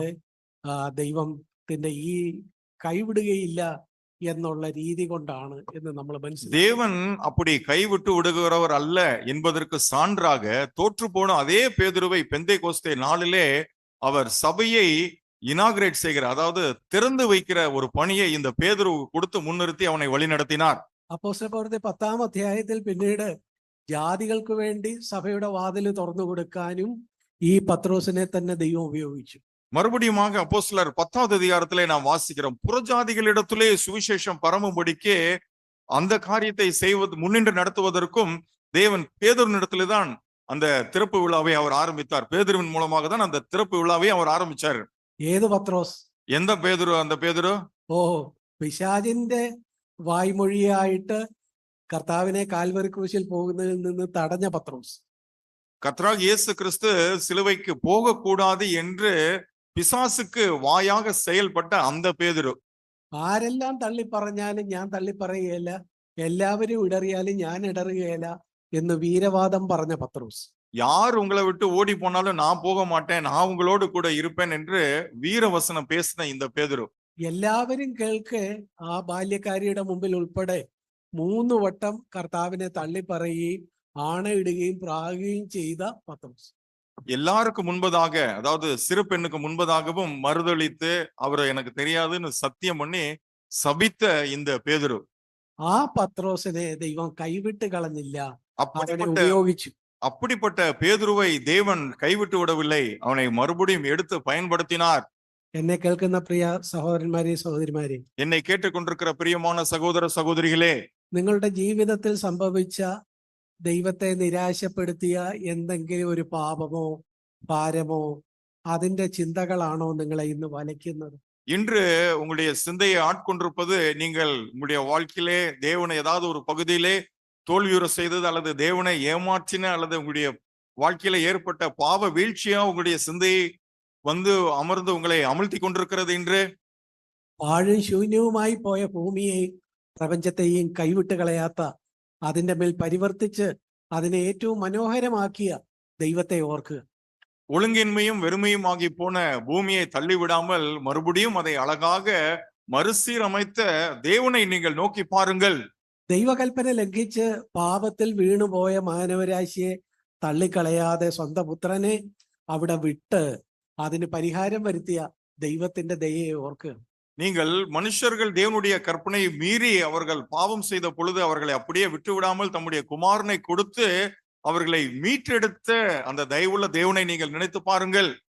തന്റെ പ്രതീക്ഷയ്ക്ക് ഒട്ടും ചേരാത്ത വിധം പ്രവർത്തിച്ച തന്റെ ശിഷ്യനെ കൈവിട്ട് കളയാതെ അവനെ ചേർത്ത് പിടിച്ച ദൈവത്തിന്റെ സ്നേഹത്തെ ഓർക്കുക. தன்னுடைய நம்பிக்கைக்கு ஏற்றவாறு நடக்காமல் தோற்று போன தன்னுடைய சீஷனை மறுபடியும் சேர்த்த சீரமைத்த தேவனை நீங்கள் உங்கள் ஞாபகத்திலே வைத்துக் கொள்ளுங்கள். ആ ദൈവത്തിന്റെ സ്വഭാവത്തിന് ഇന്നും മാറ്റം വന്നിട്ടില്ല പ്രിയപ്പെട്ടവർ. அந்த தேவனுடைய இந்த சுபாவத்திற்கு இன்றும் எந்த ஒரு மாற்றமும் வரவில்லை பிரியமானவர்களே. നമ്മുടെ ജീവിതത്തിൽ ചില പാകപ്പിഴകൾ വന്നുപോയി എന്നുള്ളത് ശരിയാണ്. நம்முடைய வாழ்க்கையில இப்படி சில பாவ வீழ்ச்சிகள் இடையிடையே வந்தது என்பது உண்மைதான். പക്ഷെ ഇനി എനിക്ക് രക്ഷയില്ല, ദൈവം എന്നെ കൈവിട്ട് കളഞ്ഞു എന്ന് വിചാരിച്ച് ദുഃഖത്തിലും നിരാശയിലും വിഷമത്തിലും അങ്ങനെ ഒരു പ്രതീക്ഷയുടെ കണിക പോലും കാണാത്ത ആരെങ്കിലും ഉണ്ടെങ്കിൽ ഈ വചനം ഇന്ന് ഏറ്റെടുത്ത് ധൈര്യത്തോടെ നിങ്ങളുടെ നിത്യജീവിതത്തിലേക്ക് പോകും. ஒருவேளை இப்படி என்னுடைய பாவ வீழ்ச்சியின் காரணமாக எனக்கு நம்பிக்கை இல்லை என்று சொல்லி கவலைப்பட்டு துக்கத்தோடு கூட நம்பிக்கைக்கு எந்த ஒரு அறிகுறியும் இல்லாத மனநிலைமையிலே நீங்கள் யாராவது இருப்பீர்கள் என்று சொன்னால் இந்த தேவனை நீங்கள் நினைத்துக் கொள்ளுங்கள். ഈ പാപവും ഭാരവും കളഞ്ഞ് മുമ്പിലുള്ള ഓട്ടം സ്ഥിരതയോടെ ഓടുക. பாரமான யாவற்றையும் நம்மை நெருங்கி சுற்றி நிற்கிற பாவத்தையும் புறம் தள்ளிவிட்டு நாம் நம்பிக்கையோடு கூட அந்த விசுவாச ஓட்டத்தை நாம் முன்னோக்கி ஓட வேண்டும். നമ്മുടെ ജീവിതത്തിൽ മുന്നോട്ട് വരുമ്പോ ഒരു പാപം സംഭവിച്ചോ? நம்முடைய வாழ்க்கையில இப்படி முன்னேறி வரும் பொழுது ஏதாவது பாவம் நடந்து விட்டதா? பாவ சோதனையில நாம் வீழ்ந்து விட்டோமா? അങ്ങനെ സംഭവിച്ചാൽ അതിന് പരിഹാരം ദൈവം തന്നെ ക്രമീകരിച്ചിട്ടുണ്ട്. அப்படி சம்பவிக்கும் பொழுது அதற்கு ஒரு பரிகாரத்தை ஏற்கனவே தேவன் வைத்திருக்கிறார். 1 യോഹന്നാൻ 1-ാം അധ്യായം 7 മുതൽ 80 വരെയുള്ള വാക്യങ്ങൾ നമുക്കെല്ലാവർക്കും പരിചിതമാണ്. 1 யோவான் 1-வது அதிகாரத்தினுடைய 7 முதல் 9 வசனங்கள் நம் அனைவருக்குமே நன்கு தெரிந்த அறிமுகமான வசனங்கள் தான். നാം ഒരു പാപം സംഭവിച്ചാൽ അത് ഏറ്റു പറഞ്ഞാ മതി, ദൈവം എന്തോ ചെയ്യും? ക്ഷമിച്ചോളും. நம்முடைய பாவங்களை நாம் தேவனிடத்திலே அறிக்கையிட்டால் போதும், பாவம் தேவன் நம்முடைய பாவங்களை நமக்கு மன்னிப்பார். അപ്പൊ നിങ്ങൾ പറയുന്നത്, ബ്രദറെ ഒരു പാപമൊന്നുമല്ല, പല പാപങ്ങളൊക്കെ വന്നിട്ടുണ്ട്, എല്ലാം ചെന്ന് എപ്പോഴും ചെന്ന് എങ്ങനെയാ പറയുന്നത്? നമുക്കും ഒരു അന്തസ്സൊക്കെ ഇല്ലേ? നമുക്കും ഒരു മാന്യത ഇല്ലേ? ദൈവത്തോട് അങ്ങ് ദൈവത്തെ ബുദ്ധിമുട്ടിക്കാമോ? ஒருவேளை நீங்க கேட்கலாம், பிரதர் சகோதரனே ஏதோ 1-2 பாவம்னா பரவாயில்ல, பல பாவங்கள் இப்படி வந்து கொண்டே இருக்கிறது, இதெல்லாம் மறுபடியும் போய் அவர்கிட்ட சொல்லி அறிக்கையிட்டு மன்னிப்பு கேட்கறது எனக்கே ஒரு மாதிரி இருக்குது அப்படின்ற மாதிரி நீங்க யோசிக்கலாம். ഓ, കർത്താവ് ഒരിക്കലെ ലൂക്കോസിന്റെ സുവിശേഷം 17-ാം അധ്യായത്തിന്റെ 4-ാമത്തെ വാക്യത്തിൽ ആളുകളെ ഉപദേശിക്കുമ്പോൾ ഒരു കാര്യം ഇങ്ങനെ പറഞ്ഞിട്ടുണ്ട്. லூக்கா 17-வது அதிகாரத்தினுடைய 4-வது வசனத்திலே மன்னிக்கிற காரியத்தை குறித்து கர்த்தராகிய இயேசு கிறிஸ்து இப்படியாக சொல்லி இருக்கிறார். നിന്റെ ഒരു സഹോദരൻ ഒരു ദിവസം 7 വട്ടം തെറ്റ് ചെയ്തേച്ച് ஒரு சகோதரன் ஒரு நாளிலே உனக்கு விரோதமாக 7 முறை குற்றம் செய்து 7 വട്ടവും വന്ന് നിന്നോട് മാനസാന്തരപ്പെടുന്നു എന്ന് പറഞ്ഞാൽ നീ എന്തോ വേണം? 7 தரமும் உன்னிடத்தில் வந்து நான் அதற்காக மனஸ்தாபப்படுகிறேன் என்று உங்களிடத்திலே சொன்னால் நீங்கள் என்ன செய்ய வேண்டுமாம்? ആ 7 വട്ടവും അവനോട് ക്ഷമിക്കണം. 7 முறையும் நீங்கள் அவனுக்கு மன்னிக்க வேண்டும் என்றுதான் இயேசு சொன்னார். ഇത് ഒരു ദിവസത്തെ കാര്യം. இது ஒரு நாளுக்கான காரியம். இது പിറ്റേ ദിവസവും ഈ ചങ്ങാതി വരിക, ഇന്നും 7 വട്ടം നിനക്കെതിരെ ചില കാര്യങ്ങൾ ചെയ്തു, ക്ഷമിക്കണേ இப்ப എന്ന് പിറ്റേന്നും വരിക. அடுத்த நாளும் அதே சகோதரன் வந்து அதே போல 7 முறை தவறு செய்துட்டு 7 முறையும் என்ன மன்னிச்சிருங்கன்னு உங்ககிட்ட மன்னிப்பு கேட்டுக்கிட்டே இருக்கிறாரு. അതിന്റെ അടുത്ത ദിവസവും വരിക. அடுத்த நாளும் மறுபடியும் வராரு. ദിവസത്തിൽ 7 വട്ടം നിന്നോട് പിഴയ്ക്കുകയും 7 വട്ടം മാനസാന്തരപ്പെടുന്നു എന്ന് പറയുകയും ചെയ്യും. பாருங்க, இப்படி ஒரு நாளிலே 7 தரம் உமக்கு விரோதமாய் குற்றம் செய்து மனஸ்தாபப்பட்டு அது நிமித்தமாக 7 முறை உன்னிடத்திலே வந்து மன்னிப்பு கேட்கும் பொழுது, അങ്ങനെ പറയുന്നവനോട് 1-2 വട്ടം 1-2 ദിവസം ക്ഷമിക്കണം, 3-ാം ദിവസം മുതൽ ക്ഷമിക്കണ്ട എന്നാണോ കർത്താവ് പറഞ്ഞത്? இந்த இடத்துல எப்படி போட்டிருக்குது? ஏதோ 1-2-3 நாள் அப்படி மன்னிப்பு கேட்டா நீ மன்னிச்சிரு, அதுக்கப்புறம் மன்னிக்காத அப்படின்னா போட்டிருக்கு. എന്നല്ല, എപ്പോൾ വന്ന് പറഞ്ഞാലും ക്ഷമിച്ചേക്കണം. அப்படி சொல்லப்படவில்லை. எப்பொழுது அவன் மனஸ்தாபப்பட்டு வந்து மன்னிப்பு கேட்கிறானோ அப்பொழுதெல்லாம் நீ மன்னிக்க வேண்டும் என்றுதான் சொல்லப்பட்டிருக்கிறது. ഇത് നമ്മെ ഉപദേശിച്ച കർത്താവ് ഇതിന് വിപരീതമായിട്ട് പെരുമാറുമെന്നാണോ നിങ്ങൾ കരുതുന്നത്? நீங்க என்ன நினைக்கிறீங்க? இத நமக்கு உபதேசமா சொன்ன கர்த்தர் இது அவர் செய்யாம இருப்பார்னா நீங்க நினைக்கிறீங்க? എന്ന് മാത്രമല്ല, அது மட்டுமல்ல, നമ്മള് ബൈബിളിലെ എബ്രായ ലേഖനത്തിൽ 2 വട്ടം കാണുന്നു, അവിടുന്ന് നമ്മുടെ ക്ഷമിച്ച പാപങ്ങളെ എന്നേക്കുമായി മറന്നു കളയുകയും ചെയ്യും. எபிரேயர் புத்தகத்திலே 2 இடங்களிலே நாம் வாசிக்கிறோம், கர்த்தர் நமக்கு மன்னித்த பாவங்களை அதற்கு அப்புறம் அவர் ஒருபோதும் நினைத்து பார்க்கிறது இல்லையாம். പ്രിയപ്പെട്ടവരെ, ഞാന് കൂടുതൽ പാപം ചെയ്ത് അവിടെ ചെന്ന് എപ്പോഴും ക്ഷമ പറയാനുള്ള ഒരു സൗകര്യം നിങ്ങളെ ചൂണ്ടിക്കാണിച്ചതല്ല. பிரியமானவர்களே, ஏதோ நீங்க அடிக்கடி பாவம் செஞ்சுட்டு போய் அதுக்கான ஒரு மன்னிப்பு கேட்கறதுக்கு ஏதோ ஒரு வழிமுறையை நான் உங்களுக்கு சொல்லிக் கொடுக்கவில்லை. എന്നാൽ மாறாக നമ്മൾ ആഗ്രഹിക്കാത്ത നിലയിൽ നമ്മിൽ ചിലപ്പോൾ പാപങ്ങൾ വന്നാലും நாம விரும்பாத நிலைமையில கூட நம்மிடத்திலே அறியாமல் சில நேரங்களிலே பாவம் நம்மிடத்திலே வருவதற்கு வாய்ப்பு இருக்கிறது. ഇതേ കാര്യം കഴിഞ്ഞ ആഴ്ച ഞാൻ കർത്താവിന്റെ അടുത്ത് ഏറ്റു പറഞ്ഞാണല്ലോ. ഈ ആഴ്ച ചെന്നാൽ അവൻ ക്ഷമിക്കുമോ എന്ന് ചിന്തിച്ചാൽ ഈ കാര്യം ഓർക്കുക. ஒருவேளை நீங்க நினைக்கலாம், இதே பாவத்தை குறித்துதான அறிக்கையை தானே நான் இதுக்கு முன்னாடியும் செஞ்சேன், நேத்து செஞ்சேன், இப்ப அதே தவறுதான் செஞ்சிருக்கிறேன், மறுபடியும் எப்படி போய் அவர்கிட்ட மன்னிப்பு கேட்கறது, அறிக்கையிடுறது அப்படின்னு நீங்க நினைப்பீர்கள் என்று சொன்னால் இந்த காரியத்தை நீங்கள் யோசித்துக் கொள்ளுங்கள். നീ ഏറ്റു പറഞ്ഞ പാപം അവിടുന്ന് ക്ഷമിച്ചു, മാത്രമല്ല അവിടുന്ന് മറന്നും കളഞ്ഞു. நீங்கள் அவரிடத்திலே அறிக்கையிட்ட பாவத்தை அவர் உங்களுக்கு மன்னித்தது மாத்திரமல்ல, அந்த குற்றத்தை அவர் உங்களுக்கு மறந்தும் விட்டார். അപ്പൊ ഓട്ടം സ്ഥിരതയോടെ ഓടാൻ ഒന്നാമത് വേണ്ടത് പാപം അത് സംബന്ധിച്ച് തീരുമാനം വരുത്തുക. பாருங்கள், நம்முடைய ஓட்டத்திலே நாம் உறுதியாய் ஓட வேண்டும் என்று சொன்னால் இந்த பாவத்தை குறித்த காரியத்திலே நமக்கு ஒரு தீர்மானம் இருக்க வேண்டும். രണ്ടാമത് இரண்டாவது காரியம் ഭാരമാണ്. நம்மை நெருங்கி நிற்கிற பாரமான யாவற்றையும். പലരെയും എനിക്ക് ഒരു സഹോദരനെ ചില നാളുകളായിട്ട് അറിയാം. ஒரு சகோதரனை பல நாட்களாக நான் அறிந்திருந்தேன். அந்த சகோதரனுடைய காரியம், ചില മീറ്റിങ്ങുകൾക്ക് വരികയില്ല. சில நேரங்களில் அவர் கூட்டத்திற்கெல்லாம் சரியா வரமாட்டாரு. ചെന്ന് അന്വേഷിക്കുമ്പോ പറയും, ബ്രദറെ, ദൈവം എന്നെ കൈവിട്ടു, ഞാൻ പിന്നെയും ഇന്ന പാപത്തെ വീണുപോകും. அவர்கிட்ட போய் என்ன ஆச்சு அப்படின்னு கேட்டா அவர் சொல்லுவாரு, பிரதர், சகோதரனே, நான் மறுபடியும் அதே பாவத்துல விழுந்துட்டேன், ஒருவேளை தேவன் என்ன கை விட்டுட்டாருன்னு நான் நினைக்கிறேன் அப்படின்னு அவர் சொல்வதுண்டு. നമ്മൾ ഈ വാക്യങ്ങളൊക്കെ പറഞ്ഞ് ദൈവത്തിന്റെ മഹാമനസ്കതയെ കുറിച്ചും ദൈവം ക്ഷമിക്കുമെന്നും ഒക്കെ പറഞ്ഞ് ഈ ബ്രദറിനെ ധൈര്യപ്പെടുത്തും. நாங்க என்ன சொல்லுவோம்னா, இந்த வசனங்கள்லாம் அவருக்கு வாசிச்சு தேவன் தயவு புரிந்தவனாக இருக்கிறார், அவர் மன்னிப்பார் என்று சொல்லலாம் அவரை நாங்க நம்பிக்கை கொடுப்பதுண்டு, அவருக்கு நம்பிக்கை கொடுப்பதுண்டு. പക്ഷെ പിന്നെയും ഈ സഹോദരൻ ഒരു വലിയ കുറ്റം വിധിയിൽ, ഒരു കണ്ടംനേഷനിൽ അങ്ങനെ പലപ്പോഴും വീണുപോകും. ஆனால் மறுபடியுமாக அந்த சகோதரன் என்ன செய்வார் என்று சொன்னா, தன்னையே ஆக்கினைக்குள்ளாக தீர்த்து கொண்டு ஒரு குற்ற உணர்வோடு கூடயே அவர் இருந்து விடுவார். മീറ്റിങ്ങുകൾക്ക് വരികയില്ല, പ്രത്യേകിച്ചും കർത്തൃമേശയുള്ള ദിവസം വരാതിരിക്കും. பாருங்க, அவரு கூட்டத்திற்கு ஒழுங்கா வரமாட்டாரு. குறிப்பா கர்த்தருடைய மேஜை அந்த அப்பம் பிற்கிற நாள்ல வரவே மாட்டார். ബ്രദറെ, ആ പാപം ഏറ്റു പറഞ്ഞില്ലേ? ഏറ്റു പറഞ്ഞു. நம்ம அவர்கிட்ட கேட்கிறோம், சகோதரனே, உங்களுடைய பாவத்தில நீங்க அறிக்கையிட்டீங்க தானே அப்படின்னா, ஆமா, நான் அறிக்கையிட்டேன். ഈ വാക്യം ഒന്നിച്ച് വായിച്ചിട്ട് പറഞ്ഞു, ദൈവം അത് ക്ഷമിച്ചില്ലേ? ക്ഷമിച്ചു. நம்ம இந்த வசனத்தை சுட்டி காட்டி அவர்கிட்ட கேட்கிறோம், தேவன் உங்களுடைய பாவத்தை மன்னித்தாரா இல்லையான்னு கேட்டா மன்னிச்சுட்டாரு அப்படின்னு சொல்றாரு. പിന്നെന്താ ധൈര്യമായിട്ട് മുന്നോട്ട് പോകാം? அப்படி இருக்கும்போது நீங்க ஏன் தைரியமா இன்னும் கிறிஸ்தவ வாழ்க்கையில முன்னேறி போகலாமே என்று கேட்கும் பொழுது, അയ്യോ, അതൊക്കെ ശരിയാ, എന്നാലും എന്റെ കാര്യം എനിക്കല്ലേ അറിയുള്ളൂ, அவர் എനിക്കല്ലേ சொல்லுவாரு, അറിയുള്ളൂ. அதெல்லாம் சரிதான் சகோதரனே, இருந்தாலும் என்னுடைய பிரச்சனை எனக்கு தானே தெரியும் அப்படிம்பாரு. പ്രിയപ്പെട്ടവരെ, നിങ്ങൾ ആരെങ്കിലും ആ നിലയിൽ ഒരു കുറ്റം വിധി, കണ്ടംനേഷൻ കൂടെ കൊണ്ട് നടക്കുന്നുണ്ടോ? பிரியமானவர்களே, உங்களில் யாராவது அப்படி குற்ற உணர்வோடு கூட நீங்கள் இன்னும் நடந்து கொண்டிருக்கிறீர்களா? പാപമല്ല, പക്ഷേ മറ്റുള്ളവർ പ്രതീക്ഷിക്കുന്ന നിലയിൽ നമുക്ക് ആ രംഗത്ത് പെരുമാറാൻ കഴിഞ്ഞില്ല. பாவம் நாம் செய்யவில்லை, ஆனால் மற்றவர்கள் எதிர்பார்க்கிறது போல நாம் அவர்களுக்கு முன்பதாக நடந்து கொள்ள முடியவில்லை என்கிறதான ஒரு பாரம். നമ്മൾ ചില മണ്ടത്തരങ്ങൾ അന്നേരം ചെയ്തു. நாம் சில புத்தியீனமான காரியங்களை நாம் செய்து விடுகிறோம்.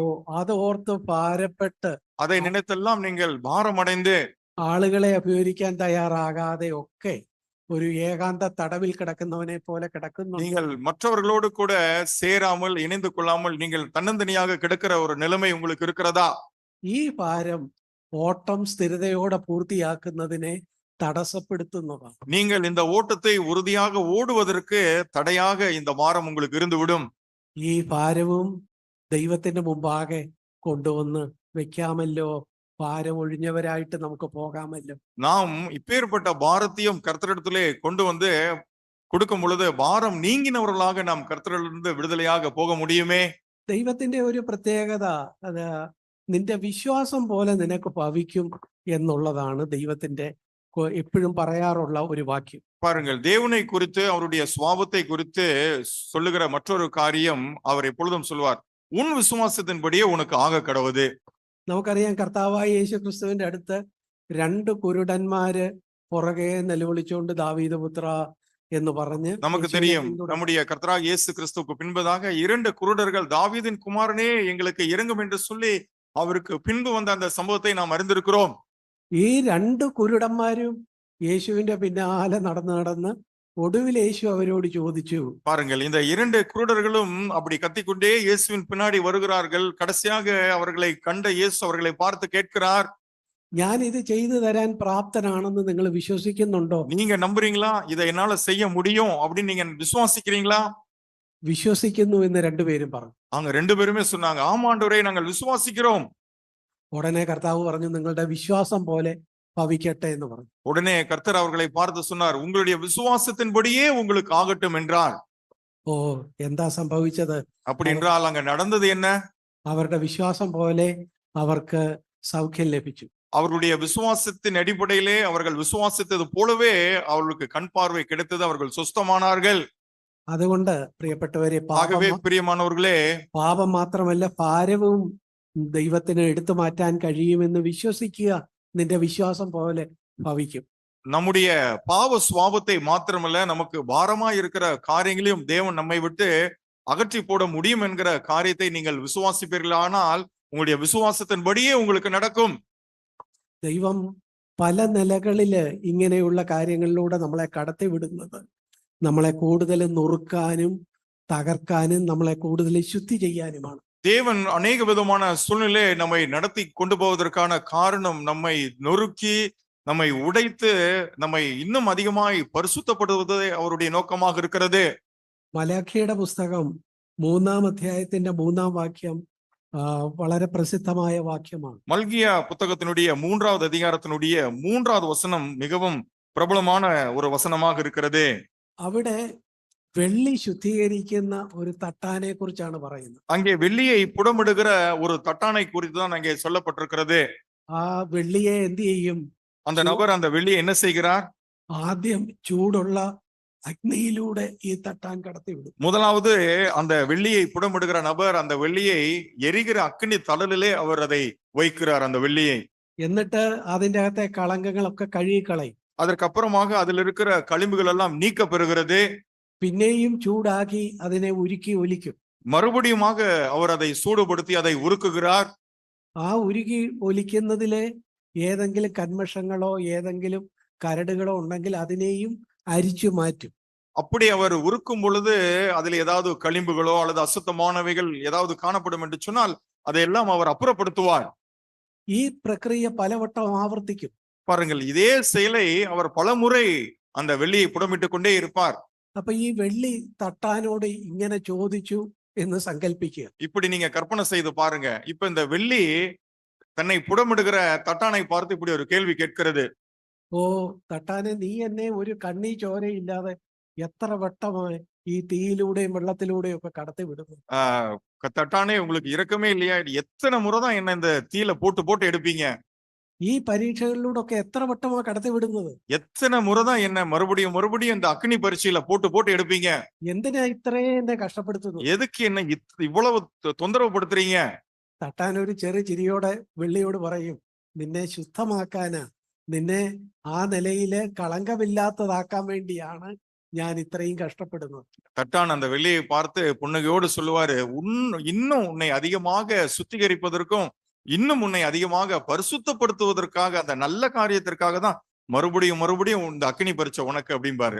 സഹോദരിമാരുടെ മീറ്റിങ്ങില് ഒരു ദിവസം ഈ മലാഖയുടെ പുസ്തകം 3-ന്റെ 3 അവരുടെ ചിന്താവിഷയം. சகோதரிகளுடைய கூட்டத்திலே ஒரு நாள் இந்த மல்கியா 3வது அதிகாரத்தினுடைய 3வது வசனம் தான் அவருடைய சிந்தைக்கு எடுத்துக்கொண்ட பாகமாக இருந்தது. അപ്പൊ ഇത് വായിച്ചപ്പോ അവര് പറഞ്ഞു, ഞങ്ങളാരും ഈ വെള്ളി ഉരുക്കുന്നതും തട്ടാന്റെ അവിടെയൊന്നും ഞങ്ങൾ ഇതേവരെ പോയിട്ടില്ല, ഇത് വേണ്ട പോലെ മനസ്സിലാകുന്നില്ല. அப்ப அவங்க சொன்னாங்க, நாங்க ஒரு நாளும் இப்படி இந்த வெள்ளியை புடமிடுகிற நபரை நாங்க பார்த்தது இல்ல, அவங்க எப்படி எல்லாம் அதை புடமிடுவாங்க அப்படின்ற ஒரு காரியம் எல்லாம் எங்களுக்கு தெரியாது, அதனால இந்த காரியம் எங்களுக்கு இன்னும் சரியா விளங்கல, இது எப்படி நாங்க இன்னும் அதிகமா புரிந்து கொள்கிறது என்று கேட்டார்கள். അപ്പൊ ആ മീറ്റിംഗ് നടത്തിക്കൊണ്ടിരുന്ന മുതിർന്ന സഹോദരി പറഞ്ഞു, നിങ്ങൾ പേടിക്കേണ്ട, അതാണ്ട് എന്റെ വീടിനടുത്ത് എനിക്ക് വളരെ പരിചയമുള്ള ഒരു തട്ടാനുണ്ട്, നമുക്ക് ഒരു ദിവസം ഇവരെന്നാ ചെയ്യുന്നതെന്ന് അറിയാൻ നിങ്ങളോട് എന്റെ കൂടെ വാ, നമുക്ക് പോയി അത്. அப்ப அந்த கூட்டத்தை நடத்தி கொண்டிருந்த முதிர்ந்த சகோதரி சொன்னாங்க, நீங்க ஒன்னும் கவலைப்பட வேண்டாம், என் வீட்டுக்கு பக்கத்திலேயே வெள்ளியை புடமிடுகிற ஒரு தட்டான் இருக்கிறாரு, நீங்க அங்க வாங்க, நான் உங்களை அந்த இடத்துக்கு கொண்டு போறேன், நீங்க அங்க வந்து அதை பார்க்க முடியும் அப்படின்னு சொன்னாங்க. അടുത്ത ദിവസം സഹോദരിമാരെല്ലാം കൂടെ ഈ മുതിർന്ന സഹോദരിയുടെ നേതൃത്വത്തിൽ തട്ടാന്റെ പണിശാലയിലേക്ക് പോയി. ஆகவே அடுத்த நாள் இந்த மூத்த சகோதரியோடு கூட மற்ற சகோதரர் எல்லாம் சேர்ந்து தட்டான் வெள்ளியை புடமிடுகிற அந்த இடத்திற்கு அவரோடு கூட போனார்கள். അവിടെ ചെന്നപ്പോ തട്ടാൻ ഇതേ പരിപാടി ചെയ്യുന്നു. അതിനെ തീയിലൂടെ കടത്തിവിടുന്നു, ഉരുക്കുന്നു, ഉരുകി ഒലിക്കുന്നതിനെ വീണ്ടും അതിന്റെ കരട് മാറ്റുന്നു. ഈ പ്രക്രിയ തുടരുന്നു. அப்படி அவங்க போய் பார்த்த பொழுது அந்த தட்டான் என்ன செய்கிறாருன்னா, அந்த வெள்ளியை அக்னியில போடுறாரு, புடமிடுறாரு, மறுபடியும் எடுத்து களிம்பு அதுல இருக்கிற தேவையற்ற காரியங்களை அவற்றையும் அகற்றுறாரு, மறுபடியும் அக்னியில போடுறாரு, எடுக்கிறாரு. இப்படி தொடர்ந்து அந்த காரியத்தை தொடர்ந்து பலமுறை செய்து கொண்டே இருக்கிறார். സഹോദരിമാരെല്ലാം ഇത് കണ്ട് അത്ഭുത സ്തബ്ധരായിട്ട് നിൽക്കുക. இந்த சகோதரிகளும் இதை பார்த்து வியப்பா நின்னுட்டு இருக்காங்க. അപ്പൊ കുറെ കഴിഞ്ഞപ്പോ തട്ടാന് ആ ഉരുക്കെല്ലാം നിർത്തി ഇത് ശുദ്ധിയായെന്നും പറഞ്ഞ് എടുത്ത് തന്റെ കബോർഡിൽ കൊണ്ടുവന്ന് വെക്കുന്നു. அப்ப இந்த தட்டான் என்ன செய்கிறாரு, இந்த காரியத்தை செய்து முடித்த பிற்பாடு அவர் அதை நிறுத்திட்டு அந்த வெள்ளி எடுத்து தன்னுடைய ஒரு பெட்டகத்துல வைத்திடுறாரு. അപ്പൊ ഈ സഹോദരിമാര് ചോദിച്ചു, ഇത് യഥാർത്ഥത്തിൽ ശുദ്ധിയായെന്ന് നിങ്ങൾ എങ്ങനെ അറിഞ്ഞു? அப்போ தட்டான் இடத்துல இந்த சகோதரிகள் கேட்கிறாங்க, எப்படி இந்த வெள்ளி போதுமான அளவு சுத்தமாயிருச்சு நீங்க எப்படி உறுதி பண்றீங்க அப்படின்னு ஒரு கேள்வி கேட்கிறாங்க. അപ്പൊ തട്ടാൻ പറഞ്ഞു, അതിനൊരു സൂത്രമുണ്ട്. அப்போ தட்டான் அவர்களை பார்த்து சொல்லுகிறார், இதுக்கு ஒரு ஃபார்முலா இருக்கு. ഈ വെള്ളി ഉരുകി ഒലിക്കുമ്പോ ഞാൻ அதை നോക്കുമ്പോ എന്റെ മുഖം ഈ ഉരുകി ഒലിക്കുന്ന വെള്ളിയിൽ നല്ലപോലെ പ്രതിഫലിച്ചു കണ്ടാൽ അത് ശുദ്ധമായെന്ന് അങ്ങനെയാ நான் இப்படி வெள்ளியை தொடர்ந்து புடமிட்டு கொண்டிருக்கிறேன் அல்லவா, அப்பொழுது உருகி கொண்டிருக்கிற அந்த வெள்ளியில எப்ப என்னுடைய முகம் பளிச்சுன்னு தெரியுதோ அப்பதான் அது சரியான வெள்ளியாக மாறி இருக்கிறது என்று உறுதி செய்து இந்த செயல்பாட்டை நான் நிறுத்தி விடுவேன் என்று சொன்னார். പ്രിയ സഹോദര സഹോദരി, നിന്റെ ജീവിതത്തിൽ പരീക്ഷകളും പാപത്തിൻ്റെതായ പരീക്ഷണങ്ങളും ഒത്തിരി ദൈവം അനുവദിക്കുന്നു എന്നാണോ നീ പറയുന്നത്? பிரியமான சகோதர சகோதரர்களே, நீங்க என்ன நினைக்கிறீங்க? உங்களுடைய வாழ்க்கையில தேவன் அநேக விதமான சோதனைகள், பாடுகள், பிரயாசங்களை தொடர்ந்து அனுப்பி கொண்டே இருக்கிறார் என்று சொல்லி நீங்கள் நினைத்துக் கொண்டிருக்கிறீர்கள்? അത് നിന്നെ കൂടുതൽ ആക്കുക എന്നൊരു ലക്ഷ്യത്തോടെയാണ് സ്വർഗീയ തട്ടാൻ അങ്ങനെ ചെയ്യുന്നു. பாருங்கள், நம்முடைய பரம பிதாவாகிய தட்டான் என்ன செய்கிறார், அதெல்லாம் உங்களை இன்னும் அதிகமாய் பரிசுத்தப்படுத்துவதற்காக புடமிடுகிறார். தொடர்ந்து அதை உங்களுக்கு அனுமதிக்கிறார். ആട്ടെ, ഇതിൽ സഹികെട്ട് നിങ്ങൾ ചോദിക്കുകയെന്നിരിക്കട്ടെ, എപ്പോഴീ പരിപാടി നിർത്തും? இதெல்லாம் நீங்க கேட்டுட்டு அப்படின்னா எப்பதான் இதை அவர் நிறுத்துவார் அப்படின்ற ஒரு கேள்வியை நீங்க கேட்காதீங்க. ഓ, ആ സ്വർഗീയ തട്ടാന്റെ മുഖം ഈ ഉരുകി ഒലിച്ച വെള്ളിയിൽ പ്രതിഫലിക്കുമോ? അപ്പോൾ ശുദ്ധമായി. பாருங்க, நம்மை புடமிடுகிற நம்முடைய பரம தட்டானுடைய முகம் எப்ப நம்மளிடத்துல ரொம்ப பளிச்சுன்னு தெரியுது, அவருடைய முகம் எப்ப நம்ம பளிரென்று தெரிகிறதோ அப்பொழுதுதான் இந்த காரியத்தை அவர் நம்மிடத்திலே நிறுத்துவார். റോമർ 8:29 നമ്മുടെ പ്രിയപ്പെട്ട വാക്യമാണ്. ரோமர் 8வது அதிகாரத்தின் 29வது வசனம் நமக்கு பிடித்தமான வசனம். തന്റെ പുത്രന്റെ സ്വഭാവത്തോട് അനുരൂപരാകുക, അതാണ് ദൈവത്തിന്റെ പ്രവൃത്തിയുടെ ആത്യന്തിക ലക്ഷ്യം. பாருங்க, தேவன் நமக்குள்ளே நடப்பிக்கிற கிரியைகளினுடைய முதன்மையான நோக்கம் என்னவா இருக்கிறது என்று சொன்னால், நாம் அவருடைய குமாரனுடைய சாயலுக்கு ஒப்பாக மறுரூபப்பட வேண்டும் என்பதே அவருடைய முக்கிய நோக்கமாக இருக்கிறது. ഓ പ്രിയപ്പെട്ടവരെ, ഈ നിലയില് നമ്മൾ അവന്റെ സ്വഭാവത്തോട് അനുരൂപരായാൽ നമ്മള് ഒത്തിരി കാര്യങ്ങളെല്ലാം ആളുകളോട് പറഞ്ഞുകൊണ്ട് നടക്കണമെന്നില്ല. பாருங்க, இப்படி நாம் அவருடைய சுபாவத்திற்கு ஒப்பாக மறுரூபப்படுகிற காரியத்தை நாம் தொடர்ந்து செய்யும் பொழுது அதெல்லாம் மற்றவரிடத்துல விளக்கி சொல்ல வேண்டிய அவசியம் இல்லை. ഡേവിഡ് ലിവിങ്സ്റ്റൺ എന്ന് ആഫ്രിക്കയിൽ പോയ മിഷണറി ഡോക്ടറുടെ കഥ ഞാൻ നന്നേ ചെറുപ്പത്തിൽ വായിച്ചിട്ടുള്ളതാണ്. என்னுடைய சிறு பிராயத்திலேயே ஆப்பிரிக்க தேசத்திற்கு மிஷனரியாக போன டாக்டர் டேவிட் லிவிங்ஸ்டன் அவருடைய கதையை நான் நன்கு படித்திருக்கிறேன். ഡേവിഡ് ലിവിങ്സ്റ്റൺ ആഫ്രിക്കയില് അന്ന് പോയി വലിയ കഷ്ടപ്പെട്ട സുവിശേഷം അറിയിച്ചു. இந்த டேவிட் லிவிங்ஸ்டன் என்று சொல்லப்படுகிற நபர் அந்த நாட்களில் ஆப்பிரிக்காவுக்கு சென்று பல கஷ்டங்களை அனுபவித்து தேவனுடைய சுவிசேஷத்தை அங்கே பிரசங்கித்தார். തന്റെ ഭാര്യ മേരിയെയൊക്കെ വീട്ടില് ഇംഗ്ലണ്ടിലാക്കിയിട്ട് അദ്ദേഹം ഒരു സമയത്ത് ഒറ്റയ്ക്കാണ് ஆப்பிரிக்கையில போய் தன்னுடைய மனைவியாகிய மேரி என்று சொல்லப்படுகிற நபரை அவர் இங்கிலாந்து தேசத்திலேயே விட்டு ஒரு நாள் அவர் தனித்து அவர் மாத்திரம் இந்த மிஷனரி ஊழியத்திற்கு அவர் புறப்பட்டு விட்டார். മേരിയുടെ അടുത്ത് വേഗത്തിൽ തിരിച്ചു വരാമെന്ന് വിചാരിച്ച ഇത്തവണ പോയത്. அவர் என்ன நினைத்து போனார் என்று சொன்னால், மறுபடியும் மேரிட்டு நான் மறுபடியும் சீக்கிரம் வந்துருவோமா அப்படின்னு சொல்லிட்டு அந்த ஒரு நினைப்போட தான் அவர் கிளம்பி போனாரு. പക്ഷെ അവിടെ ചെന്നപ്പോ ഈ പാവപ്പെട്ട കറുത്തവർഗക്കാരായ ആളുകളുടെ പല രോഗങ്ങള്, അവരുടെ സുവിശേഷീകരണമായ പല പ്രവർത്തനങ്ങൾ, ഈ കാര്യങ്ങളുമായി ബന്ധപ്പെട്ട് വർഷങ്ങൾ തനിക്ക് അവിടെ ഒറ്റയ്ക്ക് കഴിയേണ്ടി വന്നു. ஆனால் அப்படி போன இந்த டேவிட் லிவிங்ஸ்டனுக்கு அங்கே கருப்பினத்தவர்கள் இருந்தார்கள். அவர்கள் மத்தியிலே காணப்பட்ட அநேக பிரச்சனைகள் அல்லது அவர்களுடைய நோய் எல்லாம் இவர்களுக்கு வந்துவிட்ட காரணத்தினாலே அவர் பல வருடங்கள் அந்த இடத்திலே தங்கி இருக்க வேண்டிய ஒரு நிர்பந்தம் ஏற்பட்டு விட்டது. ഒടുവിൽ ഒരു ഘട്ടത്തിൽ 5 വർഷം ഭാര്യയെ കാണാതിരുന്നിട്ട് 5 വർഷത്തിന് ശേഷം മേരിയെ കാണാനായിട്ട് ഇംഗ്ലണ്ടിൽ വന്നു. கடைசியாக கிட்டத்தட்ட 5 வருடங்கள் தன்னுடைய மனைவி மேரியை பார்க்க முடியாம இருந்த காலகட்டம் முடிந்து இப்ப 5வது வருடம் முடிந்து இப்போ தன்னுடைய மனைவியை பார்க்கறதுக்காக மறுபடியும் வராரு. ഡേവിഡ് ലിവിങ്സ്റ്റൺ വന്നപ്പോ സത്യത്തില് ഭാര്യയ്ക്ക് അദ്ദേഹത്തെ മനസ്സിലായില്ല. ஆனா இப்படி டேவிட் லிவிங்ஸ்டன் தன்னுடைய மனைவி மேரியை பார்க்க வந்தப்போ மேரிக்கு தன்னுடைய கணவரை அடையாளமே காண முடியல. அடையாளம் பார்த்து கண்டுபிடிக்க முடியல. നന്നേ വെളുത്ത ഒരു മനുഷ്യനായിരുന്നു പോകുമ്പോ. போகும் பொழுது அவர் வெள்ளைக்காரரா போனாரு. അവിടെ ചെന്ന് അവിടുത്തെ ആഫ്രിക്കയിലെ ചൂടിലും ആ വനത്തിലെ യാത്രയിലും ഒക്കെ കഷ്ടപ്പെട്ട് താന് കറുത്തിരുന്നു. ஆனால் திரும்ப வரும்போது பார்த்தா அந்த ஆப்பிரிக்காவினுடைய சூடு, அங்க இருந்த பாடு, கஷ்டங்கள் எல்லாவற்றையும் அவர் சகித்து அனுபவித்த நிமித்தமாக வரும் பொழுது அவர் கருகருத்து வந்து நிற்கிறார். ഡേവിഡ് ലിവിങ്സ്റ്റൺ വനാന്തരത്തിലൂടെ പോകുമ്പോ ഒരു സിംഹം എതിർപെട്ട് അദ്ദേഹത്തിന്റെ തോളിനാഞ്ഞ് അടിച്ച് ഒരു തോള് തകർന്നു തൂങ്ങിയ നിലയിലാ ഇത്തവണ വന്നേക്കുന്നത്. இந்த முறை டேவிட் லிவிங்ஸ்டன் வரும் பொழுது அவர் எப்படி வந்தார்னா, இந்த டேவிட் லிவிங்ஸ்டன் ஆப்பிரிக்கா வனாந்தரத்திலே போய் கொண்டிருக்கும் பொழுது ஒரு சிங்கம் அவரை தாக்கி அது நிமித்தமாக ஒரு பக்கத்திலே சதை கிழிந்து தொங்குகிற ஒரு சூழ்நிலையோடு கூட தான் அவர் தன்னுடைய மனைவியை பார்க்க வந்திருந்தார்.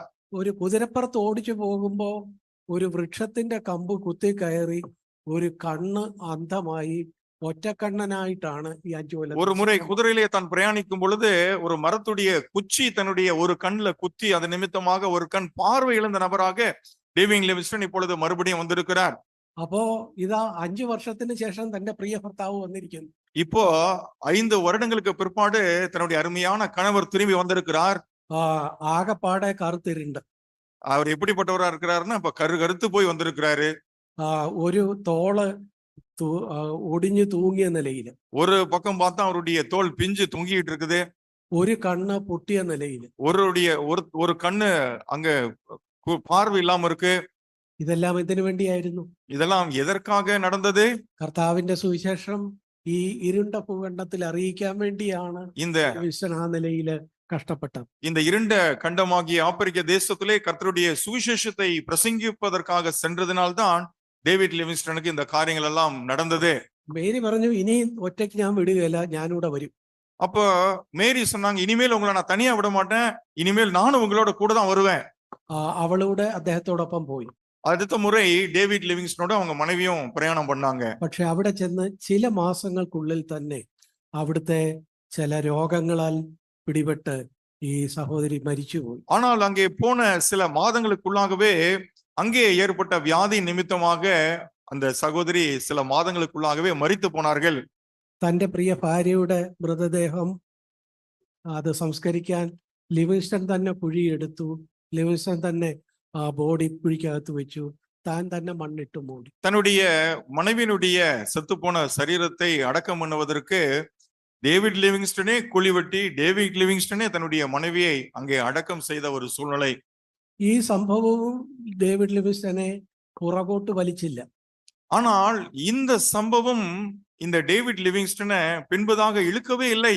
അദ്ദേഹം പിന്നെയും അവിടെയുള്ള പാവപ്പെട്ട കറുത്തവർഗക്കാരായ ആളുകളെ സുവിശേഷം അറിയിക്കാനായിട്ട് കൂടുതൽ ഉത്സാഹത്തോടെ മുന്നോട്ട് പോയി. அவர் மறுபடியுமாக இன்னும் அதிக உற்சாகத்தோடு கூட இந்த கருப்பின ஜனங்களிடத்திலே கர்த்தருடைய சுவிசேஷ பணியை செய்வதற்கு இன்னும் உற்சாகத்தோடு கூட புறப்பட்டு சென்றார். അങ്ങനെ പോകുമ്പോൾ ഒരു ദിവസം ഇംഗ്ലണ്ടിൽ നിന്ന് ഒരു വെള്ളക്കാരൻ ലിവിങ്സ്റ്റനെ കാണാൻ വന്നു. அப்படி போய் கொண்டிருந்த நாட்கள்ல இங்கிலாந்து தேசத்திலிருந்து வேறொரு வெள்ளைக்காரர் இந்த டேவிட் லிவிங்ஸ்டனை பார்ப்பதற்கு அங்கு வந்தார். ഈ വന്ന ആ വെള്ളക്കാരൻ ഡേവിഡ് ലിവിങ്സ്റ്റനോട് പറഞ്ഞു, ഞാന് ഹെൻറി എം സ്റ്റാൻലി എന്നാണ് എൻ്റെ പേര്. அப்படி வந்த வெள்ளக்காரருடைய பேரு ஹென்றி எம் ஸ்டான்லி. അദ്ദേഹം പറഞ്ഞു, ഞാനൊരു പത്രത്തിന്റെ റിപ്പോർട്ടറാണ്. ഒരു പത്രത്തിന്റെ റിപ്പോർട്ടറാണ്. அவர் சொன்னார், நான் பத்திரிகையாளராக நான் வந்திருக்கிறேன். നിങ്ങൾ ഈ ആഫ്രിക്ക പോലുള്ള ഇരുണ്ട ഭൂഖണ്ഡത്തില് വലിയ സാഹസികമായ പ്രവർത്തനങ്ങളൊക്കെ നടത്തുന്നത് അതിന്റെ ഒരു ദൃക്സാക്ഷി എന്നുള്ള നിലയിൽ അതൊക്കെ വിവരിച്ച് ലേഖനം എഴുതി അയക്കാൻ വേണ്ടി എൻ്റെ പത്രം എന്നെ താങ്കളുടെ അടുത്തേക്ക് அவர் വിട്ടത്. என்ன சொன்னார்னா, என்னுடைய பத்திரிகை ஆபீஸ்ல இருந்து என்ன அனுப்பிச்சிருக்காங்க. நீங்க இந்த தேசத்துல செய்கிற இந்த மகத்தான ஊழியத்தை குறித்தெல்லாம் அதனுடைய விவரங்கள் எல்லாம் நாங்கள் ஒரு நிருபமாக உங்களிடத்துல கேட்டு பெற்றுக்கொள்ள வேண்டும் என்று சொல்லி என்னை அனுப்பியிருக்கிறார்கள் என்று சொன்னார். അതുകൊണ്ട് ഞാൻ ഇന്നു മുതൽ ഏകദേശം ചില നാളുകൾ നിങ്ങളോടൊപ്പം തന്നെ രാവിലെ മുതൽ വൈകിട്ട് വരെ നിങ്ങളോടൊപ്പം തന്നെ നടന്ന് നിങ്ങൾ ചെയ്യുന്ന കാര്യങ്ങളെല്ലാം കണ്ടോളാം. നിങ്ങളോടൊന്നും ചോദിച്ച് ശല്യപ്പെടുത്തുകയില്ല. அவர் என்ன சொன்னார்னா, நான் உங்கள்ட்ட எந்த ஒரு கேள்வியும் கேட்க மாட்டேன். காலையில இருந்து சாயந்தரம் வரைக்கும் உங்களோடு கூட நீங்க எங்கெல்லாம் போறீங்களோ அங்கெல்லாம் வருவேன். நானே உங்களை பார்த்து உங்களை நானே காரியங்கள்லாம் எழுதிக்குவேன் அப்படின்னு உங்களை நான் தொந்தரவு பண்ண மாட்டேன். ஆனா நான் உங்களை பார்த்துக்கிட்டே இருப்பேன், உங்களோட கூடவே இருப்பேன்னு சொல்லிட்டாரு. നിങ്ങളും എനിക്കൊരു ഉപകാരം ചെയ്യണം. அதே போல நீங்க எனக்கு ஒரு உதவி செய்யணும். നിങ്ങൾ ഈ സുവിശേഷന്മാരൊക്കെ ആരെ കണ്ടാലും അവരോട് സുവിശേഷം പറയുന്ന ഒരു പരിപാടി ഉണ്ടല്ലോ. நீங்க இந்த சுவிசேஷர்களா இருக்கிற உங்களுடைய காரியம் என்னன்னா, யாரை பார்த்தாலும் உடனே சுவிசேஷம் சொல்லிடுறீங்க. എന്നോട് ഒരക്ഷരം നിങ്ങളുടെ ഈ വലിയ സുവിശേഷം ഒന്നും എന്നോട് പറയരുത്. ஆனா இந்த சுவிசேஷத்தின் காரியத்தை ஒரு சின்ன பகுதி கூட நீங்க என்கிட்ட சொல்லிடக்கூடாது. കാരണം ஏன்னு கேட்டா, ഈ ലോകം കണ്ട ഏറ്റവും വലിയ നിരീശ്വരവാദികളിൽ ഒരാളാണ് ഹെൻറി എം സ്റ്റാൻലി എന്ന് പറയുന്ന ഈ പത്ര റിപ്പോർട്ടർ. ഈ ലോകം കണ്ട ഏറ്റവും വലിയ നിരീശ്വരൻ, നാസ്തികൻ, இந்த உலகம் பார்த்த மிகப்பெரிய நாத்திகர்கள்ல ரொம்ப பெரிய நாத்திகன் இந்த ஹென்றி எம் ஸ்டான்லி என்று சொல்லப்படுகிற நான் தான் அது. அப்பேற்பட்ட நாத்திகன் நான் என்று சொன்னார். അതുകൊണ്ട് എന്നോട് സുവിശേഷം പറഞ്ഞ് വെറുതെ നേരം കളയരുത്. அதனால நீங்க ஏன்ட்ட சுவிசேஷம் சொல்லிட்டு உங்க நேரத்தை வீணாக்கிடாதீங்க. ഡേവിഡ് ലിവിങ്സ്റ്റൺ സമ്മതിച്ചു. ആട്ടെ, അങ്ങനെ ആയിക്കോട്ടെ. அப்ப டேவிட் லிவிங்ஸ்டன் சொன்னாரு, சரி நீங்க சொன்னது போலவே ஆகட்டும். പക്ഷേ ചില നാളുകൾ കഴിഞ്ഞപ്പോ, ஆனால் சில நாட்கள் கடந்து சென்ற பிற்பாடு, ആ ആഫ്രിക്കയിലെ ആ മണ്ണിൽ മുട്ടുകുത്തി ഹെൻറി എം സ്റ്റാൻലി കർത്താവിനെ രക്ഷകനായി സ്വീകരിച്ചു. அந்த ஆப்பிரிக்க தேசத்திலே தன்னுடைய முழங்கால்களை முடக்கி இந்த ஹென்றி எம் ஸ்டான்லி என்று சொல்லப்படுகிற நபர் கர்த்தரை தன் சொந்த இரட்சகராக ஏற்றுக்கொண்டார். ഡേവിഡ് ലിവിങ്സ്റ്റൺ ഒരു വാക്കുപോലും ഹെൻറി എം സ്റ്റാൻലിയോട് പറഞ്ഞില്ല. இந்த டேவிட் லிவிங்ஸ்டன் சுவிசேஷத்தை குறித்து ஒரு வார்த்தை கூட இந்த ஹென்றி எம் ஸ்டான்லியின் இடத்துல பகிர்ந்து கொள்ளவே இல்லை. പക്ഷേ ஆனால் രാവിലെ മുതൽ രാത്രി വരെ ഈ ഡേവിഡ് ലിവിങ്സ്റ്റൺ കാര്യങ്ങളെ എങ്ങനെയാണ് അഭിമുഖീകരിക്കുന്നത്, എന്താണ് പറയുന്നത് എന്നുള്ള കാര്യം വളരെ അടുത്ത് നിന്ന് കണ്ടു ഇദ്ദേഹം. ஆனால் இந்த ஹென்றி எம் ஸ்டான்லி எனப்படுகிற நபர் என்ன செய்தார் என்று சொன்னால், இந்த டேவிட் லிவிங்ஸ்டன் காலையிலிருந்து ராத்திரி வரைக்கும் அவர் என்ன பேசுறாரு, என்ன செய்யறாரு அப்படிங்கிற எல்லாவற்றையும் அவருக்கு நெருக்கமாக நின்று கவனித்துக் கொண்டே இருந்த நபராக இருந்தார். അപ്പോ അദ്ദേഹം ഒടുവിൽ പറഞ്ഞു, அப்ப அவர் கடைசியில இப்படி சொன்னாரு, ഈ ഡേവിഡ് ലിവിങ്സ്റ്റന്റെ ജീവിതം എനിക്ക് നൽകിയ ആ നിലയിലുള്ള ആ സാക്ഷ്യത്തെ തടുത്തു നിർത്താൻ എന്നെ കൊണ്ട് കഴിഞ്ഞില്ല. ഞാൻ ആഫ്രിക്കയുടെ മണ്ണിൽ മുട്ടുകുത്തി கர்த்தாவினை സ്വീകരിച്ചു. அவர் சொன்னாரு, இந்த டேவிட் லிவிங்ஸ்டனுடைய வாழ்க்கை நான் மாறுவதற்கு எந்த ஒரு தடையாகவும் இருக்கவில்லை, அது எனக்கு முன்பதாக எனக்கு தடையா நிற்கவே முடியவில்லை அப்படின்னு சொல்லி அந்த ஆப்பிரிக்க மண்ணிலேயே தன்னுடைய முழங்கால்களை முடக்கி அவர் கர்த்தரை ஏற்றுக்கொண்டார். ഇതൊരു കഥയല്ല, നടന്ന ഒരു സംഭവം. இது ஒரு கதை அல்ல, மாறாக நடந்த ஒரு உண்மை சம்பவம். പ്രിയമുള്ളവരെ, பிரியமானவர்களே, നമ്മളെ ചില കാര്യങ്ങളിലൂടെ ദൈവം കടത്തിവിട്ട് നമ്മളെ ഒലിപ്പിക്കുന്നത് തന്റെ മുഖം നമ്മുടെ മേൽ പ്രതിഫലിപ്പിക്കാനാണ്. நம்மை சில பிரச்சனைகள் ஊடாக பாடுகளின் ஊடாக தேவன் நம்மை நடத்தி சென்று நம்மை இப்படி உருக்குலைய செய்வதெல்லாம் எதற்காக என்று சொன்னால், அப்படி உருகி இருக்கிற நம்மிடத்திலே அவருடைய முகம் மிகவும் பள்ளீர் என்று தெரிவதற்காகத்தான் இதையெல்லாம் நம்மிடத்திலே அவர் செய்கிறார். ഈ ബോധ്യങ്ങളോടെ നമ്മുടെ മുന്നോട്ടുള്ള ജീവിതത്തിലേക്ക്, നിത്യജീവിതത്തിലേക്ക് കടന്നു പോവുക. இப்படி ஒரு சிந்தனையோடு கூட நாம் நம்முடைய வாழ்க்கையில நம்முடைய நித்திய ஜீவனுக்கு நேராக நாம் கடந்து போவோமாக. യോഹന്നാന്റെ സുവിശേഷം 14-ാം അധ്യായത്തിന്റെ 27-ാമത്തെ വാക്യം ഒരു പുതിയ ഇംഗ്ലീഷ് വെർഷനിൽ ഞാൻ വായിച്ചത് ഞാൻ ഓർക്കുന്നു. யோவான் 14வது அதிகாரத்தினுடைய 27வது வசனத்தை புதிதாய் ஆங்கிலத்திலே மொழியாக்கம் செய்யப்பட்டிருக்கிற ஒரு டிரான்ஸ்லேஷன் வெர்ஷனில் அதனை இப்படியாக நான் படித்தேன். എന്റെ സമാധാനം ഞാൻ നിങ്ങൾക്ക് തന്നേച്ചു പോകുന്നു, என்னுடைய சமாதானத்தையே நான் உங்களுக்கு வைத்து போகிறேன். അത് ഈ ഇംഗ്ലീഷ് വെർഷനിൽ ഇങ്ങനെയാണ് പറയുന്നത്. அந்த ஆங்கில மொழியாக்கத்திலே அது இப்படியாக சொல்லப்பட்டிருக்கிறது. കർത്താവ് പറയുക, ഞാൻ നിങ്ങൾക്ക് ഒരു സമ്മാനം തരുന്നു. கர்த்தர் அங்கே சொல்லுகிறார், நான் உங்களுக்கு ஒரு வெகுமதி கொடுக்கிறேன். ഒരു സമ്മാനം തരുന്നു. நான் உங்களுக்கு ஒரு வெகுமதியை விட்டு போகிறேன். അതായത് அது எப்படிப்பட்டது என்று சொன்னால், സമാധാനമുള്ള ഒരു മനസ്സും ഹൃദയവുമാണ് ഞാൻ നിങ്ങൾക്ക് തരാൻ പോകുന്നത്. நான் உங்களுக்கு கொடுக்கிறது என்னவென்று சொன்னால் சமாதானமுள்ள ஒரு இருதயம், சந்தோஷமுள்ள ஒரு இருதயத்தை நான் உங்களுக்கு கொடுக்கிறேன். ഈ ഒരു സമ്മാനം ലോകത്തിന് നിങ്ങൾക്ക് തരാൻ കഴിയുകയില്ല. இந்த ஒரு வெகுமதியை இந்த உலகம் உங்களுக்கு கொடுக்க முடியாது. അതുകൊണ്ട് ഭയപ്പെടണ്ട, ഭ്രമിക്കണ്ട. அதனால நீங்க பயப்படாதீங்க, சோர்ந்து போகாதீங்க. പ്രിയപ്പെട്ടവരെ, பிரியமானவர்களே, ഇന്ന് ദൈവം നമുക്കൊരു സമ്മാനം തരിക. தேவன் இந்த நாளிலே அப்படிப்பட்ட ஒரு வெகுமதியை நமக்கு கொடுக்கிறார். அவர் തീർച്ചയായിട്ടും മുന്നോട്ടുള്ള ജീവിതത്തിൽ പല ക്ലേശങ്ങൾ വരാം. உண்மையாகவே சொல்ல வேண்டும் என்று சொன்னால் நமக்கு முன்பதாக இருக்கிற வாழ்க்கையிலே பல பிரயாசங்கள் நமக்கு வரலாம். പക്ഷെ ദൈവം തരുന്ന സമ്മാനം ഈ സമാധാനമുള്ള ഒരു ഹൃദയവും മനസ്സുമാണ്. ஆனால் தேவன் நமக்கு கொடுக்கிற வெகுமதியான காரியம் என்னவென்று சொன்னால் சமாதானமுள்ள ஒரு மனதும் ஒரு இருதயத்தையும் அவர் நமக்கு கொடுக்கிறார். ആ സമാധാനം നമുക്ക് എങ്ങനെയാണ് കിട്ടുന്നത്? அந்த சமாதானம் நமக்கு எப்படி கிடைக்கும்?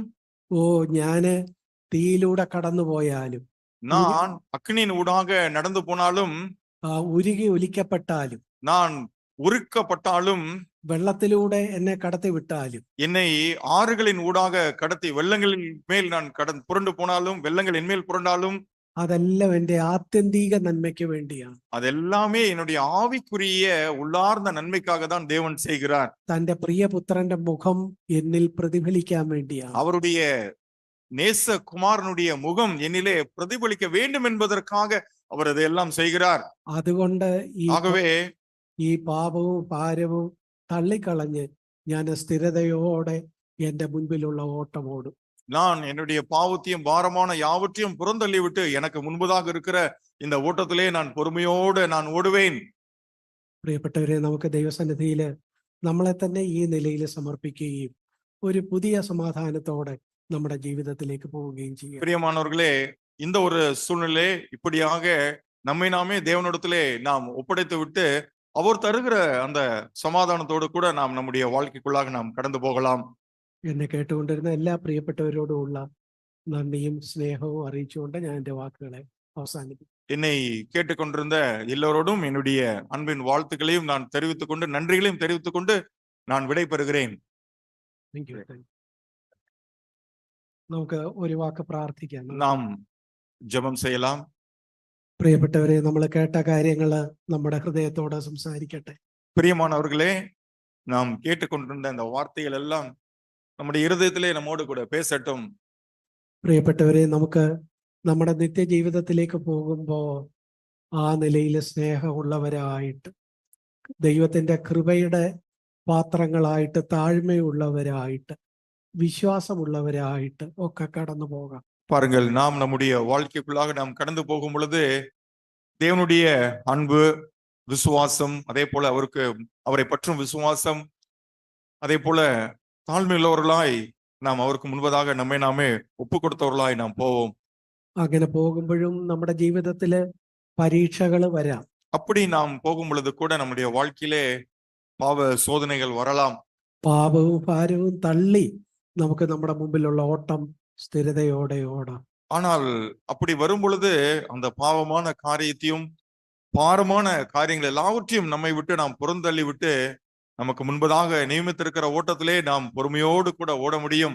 നമ്മുടെ ജീവിതത്തിൽ പ്രതിഫലിക്കുന്ന ക്രിസ്തുവിന്റെ സ്വഭാവം അനേകരെ ഈ സത്യത്തിലേക്ക് വരും ദിവസങ്ങളിൽ ആകർഷിക്കട്ടെ. நம்முடைய வாழ்க்கையிலிருந்து பிரதிபலிக்கிற கிறிஸ்துவின் சுபாவமானது இன்னும் பலரை இந்த வாழ்க்கைக்குள்ளாக அழைத்து வரட்டும். നമുക്ക് പ്രാർത്ഥിക്കാം.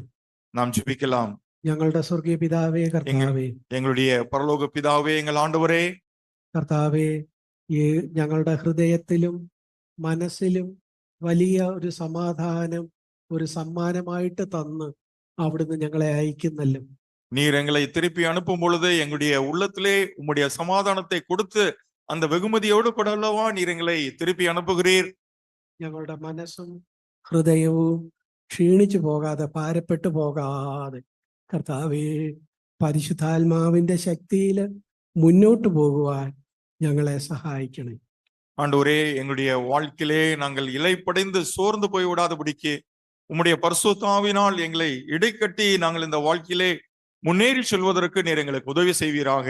മുമ്പിലുള്ള നാളുകളിൽ അങ്ങേ ഉയർത്തി കാണിപ്പാൻ, ജീവിതം കൊണ്ട് അവിടുത്തെ സാക്ഷിയായിട്ട് നിൽപ്പാൻ ഞങ്ങളെ സഹായിക്കണേ.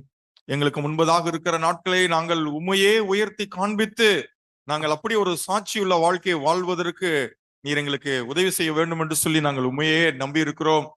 മുഴുവൻ സ്വർഗവും പരിശുദ്ധാത്മാവും ഞങ്ങൾക്ക് സഹായമായിട്ടുള്ളതിനായിട്ട് സ്തോത്രം. നന്ദി കർത്താവേ, നന്ദി. உம்முடைய பிரசன்னமும் உம்முடைய பரிசுத்த ஆவியினுடைய ஒத்தாசையும் எப்பொழுதும் எங்களுக்கு முழுமையா இருக்கிறதற்காக பிதாவே உமக்கு நன்றி செலுத்துகிறோம். പ്രാർത്ഥന കേട്ടതിനായിട്ട് നന്ദി. യേശു കർത്താവിന്റെ വിലയേറിയ നാമത്തിൽ തന്നെ. எங்களுடைய ஜெபத்தை நீர் கேட்டதற்காக நன்றி. இயேசுவினுடைய நாமத்தினாலே நாங்கள் இவைகளை கேட்டுக்கொள்கிறோம். ആമേൻ. ஆமேன். Thank you. நன்றி.